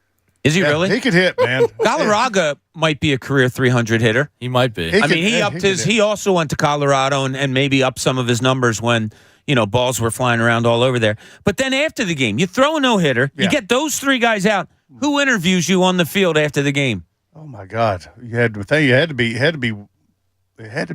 it Whitey? It was Whitey. Yeah. So you throw a no-hitter, and Richie Ashburn comes down. Now, so. Yeah. So Richie Ashburn comes down on the field, does the interview after the game, and So we're trying to get away too. I mean, we're trying to go to Pittsburgh. So they did all kind of things to me. The big cat came up short of 300. He was a career 288 hitter. Oh, was he really? Which by today's standard is like leading the league. Oh yeah. Well, I mean, 288. It's pretty damn good. That's awesome. Yeah. That's awesome. That's career. Jamie brings up today's standard. Are the Phillies up to today's standard for you, Tommy? What's going on with them? What has to change? Well, consistency. Yeah. They gotta start pushing across runs that are in scoring position, but better. Yeah. Better. I mean, and what I've seen, you look at the last couple weeks or last week in particular. I mean, before yesterday's game, I did some looking at it, and it was like, they had the 12-run game, but before then, the other 5 games, they scored 11 runs total. Yeah. That's why they went 1-5. They were that week. It was unbelievable. And over the last 2 weeks, I mean, they're 6-6, and the pitching staff, I kind of looked at. I looked at it this morning, and I was like, where are they at? As far as the last 2 weeks of game, last 15 games, it says, and I got it in here. I think they were like 4th or 5th in pitching, in ERA wise. Really? Yeah, and then hitting, they were like 20th, 22nd, or something like that. So what that's telling me is not that they were last in hitting. What's that? The time the hitting wasn't there, and the pitching was decent enough. Games where they should have won. They went 6-6 during those 2 weeks. Yeah. They made that run. I mean, they had the 0-4 week, and then they had a or 1-5 week, and then a 5-0 week. Is clutch hitting something that can come around? Because now it's sort of contagious. I think is it? Hitting's contagious. I've seen over the years, but it's just little things getting going, and the guys I'm gonna say one guy. I can't blame one guy, but the guy needs to get going. Trey is Turner. Turner. Yeah. You know, he had a clutch hit last night where he took it high and outside and just went to right and went field the other with way, it. doing something that he can do. I mean, and it's amazing what baseball does. It's like golf. Just like we talked about golf. You think you got the game licked? Yeah. Golf God says, try this out. Yeah. Handle this, you know? And that's the baseball gods are the same way. That's the way we sort of have fun with it a little bit. They kind of keep you in check. Baseball's got a strange way of doing that, guys. And he's going to be fine. Yeah. The track record is there. We're a little over a month and a half into the season. There's 10 games left. You know, so, I mean, he could hit 350 for the rest of the year and I mean, and he's very capable of that, you know. So, I mean, it's, you know, because he's got other tools that will allow him to do that if he starts making better contact. So he's swinging and missing a lot. One of those tools is stealing bases. And last night, after he gets that hit, man on third, run scored. Why isn't Rob Thompson sending him right away? He waits till the 2-strike count to send him, which leads to a strikeout, and it's irrelevant. Why not send him earlier? Like the Diamondbacks likely aren't going to try to throw out one of the league's best base stealers there. Well, there seems to be like a reluctancy to steal bases. Well, I mean, look who you got batting behind him, you know, behind Turner. Yeah. He's on first base. You start vacating that base, they're not going to pitch to him at all. Yeah. I mean, that's one of the things. That's one of the things. Yeah. You know? But it all depends on who you got on the mound to match up and what I mean with Harper right now, you know, I mean, you got to love him just being back in the ball game right now. I mean, he was way early in his appearance back in baseball, you know, with what he went through and what he's gone through. But, I mean, he's holding his own. The only thing he's struggling against right now is left-handed pitching. You know, that's where he's struggling at right now a little bit. And that takes a little bit of time. He's just got to see it. He's got to see pitching. And it takes a little bit of time to get that stuff back. Well, if I were to ask you all the baseball you've seen through the years, if I ask you this question, finish this sentence, I should say. A winning baseball team always has what? Wow. I would think a winning. I mean, what kind of winning are you talking about? Are you talking about pennant winning? That kind of team. Pitching. They got pitching. Phillies have enough of it? Not enough consistent pitching right now. They're short right there in the rotation, I think. When the season started, we're all, you know, Wheeler Nola. It was last year, 1-2, 2-1, however you want to go about that. Mm-hmm. Is that where it all starts, and is that where the biggest disappointment is with this starting pitching so far? Well, right now, and they've dealt with some, obviously, with the way spring training and the way the year started, what they were hoping was going to happen didn't materialize. And so that throws a kink in the cog a little bit. They had to reshuffle and put some pieces in there, and still – there were some guys that got hurt, you know, and you're not able to count on guys that way. And then you're putting all the pressure. I mean, I want to say you want to call it pressure, but you're putting all your on the two guys to do what they. I mean, it's hard to repeat what they did, you know, last year. The consistency. Look at, I mean, like Wheeler.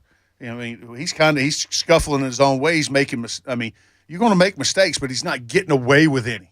It's just like Nola was, you know, and then he goes through a big run. They're going to go through a stretch where they pitch really well, and we got to make some hay when those guys pitch well. And over the past couple of weeks, I mean, they had like 3.6, 7, 8 ERAs with the chance. We had chances to win ball games.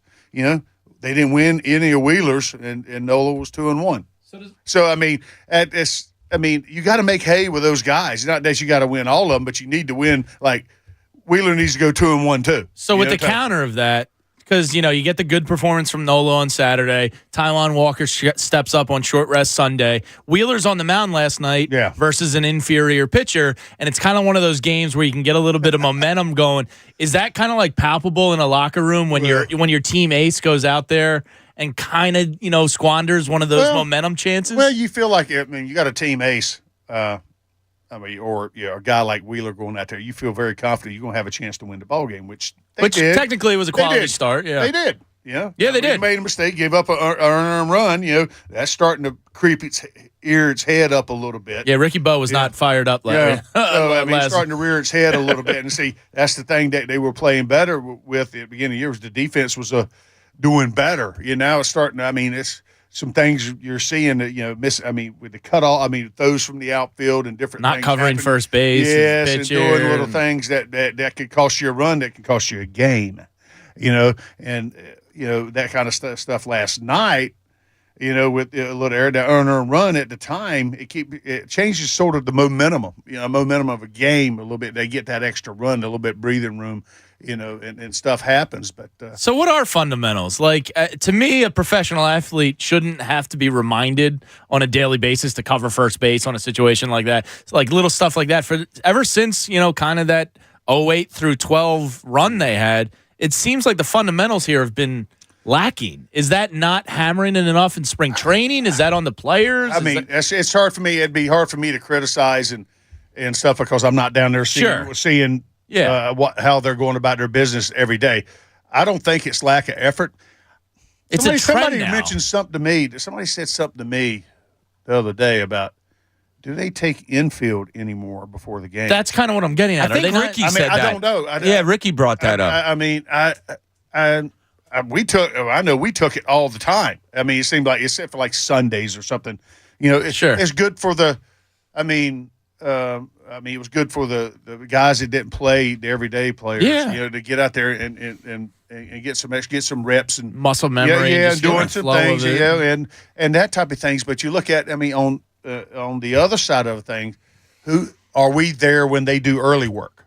Yeah. At the ballpark and going out there, taking the ground balls and doing the thing. So a lot of things we don't see that they are doing, So, and that's the way we did a lot of things. People didn't see us a lot of times. We were on the road a lot. We're taking extra batting practice. The guys are out there taking ground balls. And, a lot of people's not seeing that. Yeah. So, I always, when I got into the this side of the game a little bit, covering with the radio and doing a little bit covering it that way, I always told myself, remember, you used to play the game, and be constructive, right? Not destructive all the time. Yeah. There's times you got to get on people, and there's times you don't. So, because I know as a player, there's nobody out there is going out there trying to fail. No. So, but there's got to be effort that is seen in this city. The fans have to see it. They have to see the effort, especially in this city. Yeah. So and that's what makes this city so great. And we were talking. Me and Larry Bowl were talking about it yesterday. It's unbelievable. What a great mind that is, talking baseball with that guy. Oh, you're not kidding. It's unbelievable. We're talking with Tommy Greene. He's brought to you by the Siren ETF Trust, distributor Foreside Financial Services, LLC. And that's right. On this date in 1991, Tommy threw a no-hitter in Major League Baseball. How many did you throw? A lot of no-hitters coming up and all? And I had 3 in the minor leagues, A-ball, AA, AAA, that I lost with 2 outs, 2 strikes on the last batter. Oh, really? Yep. Oh, that had to be. Was that going through your mind? Do you remember against the Expos? Because I come up through the Braves organization, and my pitching coach was the man, the myth, the legend. I call him little Tasmanian devil, Leo Mazzoni. Is what I called him. And he had some choice words for me after my AAA one. I lost at the end. And he looked at me, he says, when you going to finish one of these bleeping things off? So it so happened in Montreal that day, I get Walker out, and Wallach is coming up to bang, and I was waiting for the ball to come, from the third baseman. And I turned and I got it, and I was at the back of the mound, on the turf, and I was rubbing off because you should not be able to go to your mouth on the dirt. Right. You had to get off. Yeah. Didn't you have to get permission, or was that just Well, we had to get permission to blow in our hand when it was cold. Right. But I thought of Leo before I walked up the back of the mound. Did you really? And I said, this one's for you, you little bleeping thing. That's what I thought to myself. I was kind of mouthing to myself a little bit, thinking to myself a little bit. And I said, there's no way I'm going 2 strikes on this guy. I went right at him, and he gave the one hopper right back to me, and that's the way it ended. And it couldn't have been any better. I'll give you this trivia question, Jamie Lynch. Who did Tommy flip the ball to at first base to record that out? Yeah. Can you name the lineup? 91. Oh, God. That wasn't Ricky Jordan, right? Oh, it was Ricky Jordan. That? Okay, That's very good of you. I liked Ricky Jordan. Show me something. That was good. Yeah. Can you name every guy that played in the position that day. And jeez, that's going to be tough. Tommy Hurt was gone, right? He wasn't. He wasn't there. No. Well, Dalton was catching, I would get, but he didn't catch that game. No, he was him and Dude were hurt. They had been in the accident. That was the accident. They were on the year. DL. Okay. So that gives you a couple. Mariano Duncan? Was he here? No. That was before Duncan come in '93. Mickey wasn't up. Mickey Morandini, was he on that in that game? I don't know if he was on the bench. Charlie Hayes at third? I don't think he was. Was Charlie Hayes here in '91?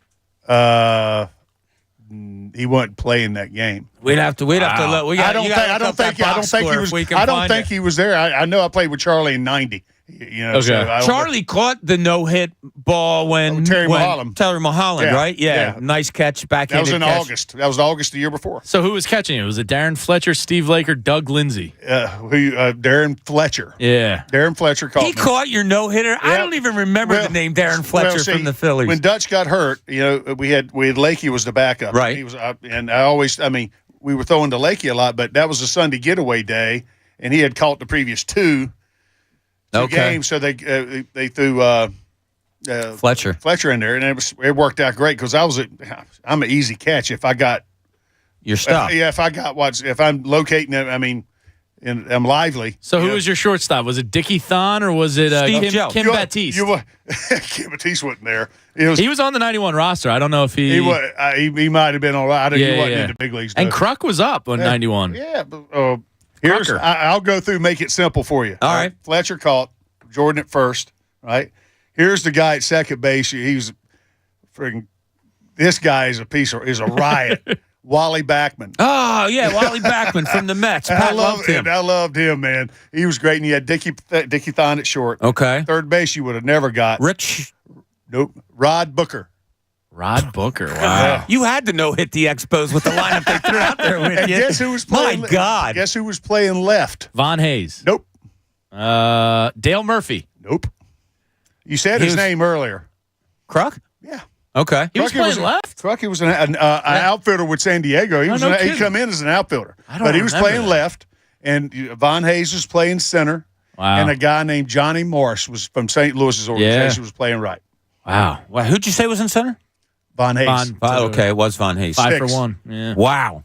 That was had to throw no hitter. Who said somebody said that way? He said, "That's the B squad." Yeah, that's what somebody said. That just goes to show you the way the game is, man. The game has got a strange way of doing things, and everybody with a bat in their hand, can do damage. No matter what they look like on paper. They're there in the big leagues because they got some talent. When you look back, you can't overlook people. No, and fans got a tendency to overlooking that type of stuff. When you look back, we can't do that. You cannot do that. Get ahead of yourself. Did you know something was different, like the first inning that day? No, I didn't. I didn't look at it that way. Okay, you didn't feel like extra juiced or because I've been in the bullpen. I was the lone guy. I got a lot of work early that season. I had more innings than all the starters except Mulholland the first month of the season or something more. And I had one spot start for DeJesus. He had back spasms and pitched 6 innings in that game. So I was stretched out in spring training to start. I threw 100 some pitches a couple times before. That was geared to go, and they decided to put me as the swing guy and go with a veteran left-hander, Dave LaPointe. Back in the day, he used to pitch for the Yankees. Dave LaPointe, there's another name from the past. They wanted another veteran because we had a young staff, with Grimsley, Combs, and DeJesus, and we were all young. Yeah. And, but it gave me the opportunity to pitch and I pitched well early in the season. And my opportunities, I had more innings than all the other starters, but Mulholland. Real quick, well, how many pitches do you think you threw that day? Probably around 135. Yeah, that's cool, isn't it? That's a pitch. I don't know. I don't have it. Because I walked enough to get to that. Yeah. But I struck out 10. So, that's a lot of pitches right there. Hey, PhillySportsTrips.com. Come join us in Clearwater Beach for a perfect long September weekend as the Birds play the Bucks on Monday night. Reserve your spot now with a small deposit at PhillySportsTrips.com. Philly Sports Trips. Travel with the pros. Tommy, always appreciate you joining us. Give me real quick. Phillies are going to turn this thing around. Yes, they are. That's all. I think that. They're going to play better baseball. It's there. they can continue to get healthy, man. They've got to. That health is always the key to everything. We thank you for joining us today on the John Kincade Show. We'll be back at you tomorrow. John, as you know, all of our love and prayers are with you. Hoping he's going to be back here. He's looking to be back here a week from today. So He will be. Keep him in your thoughts and prayers. I agree with you, Jamie. And don't forget, remember to support life-saving cancer.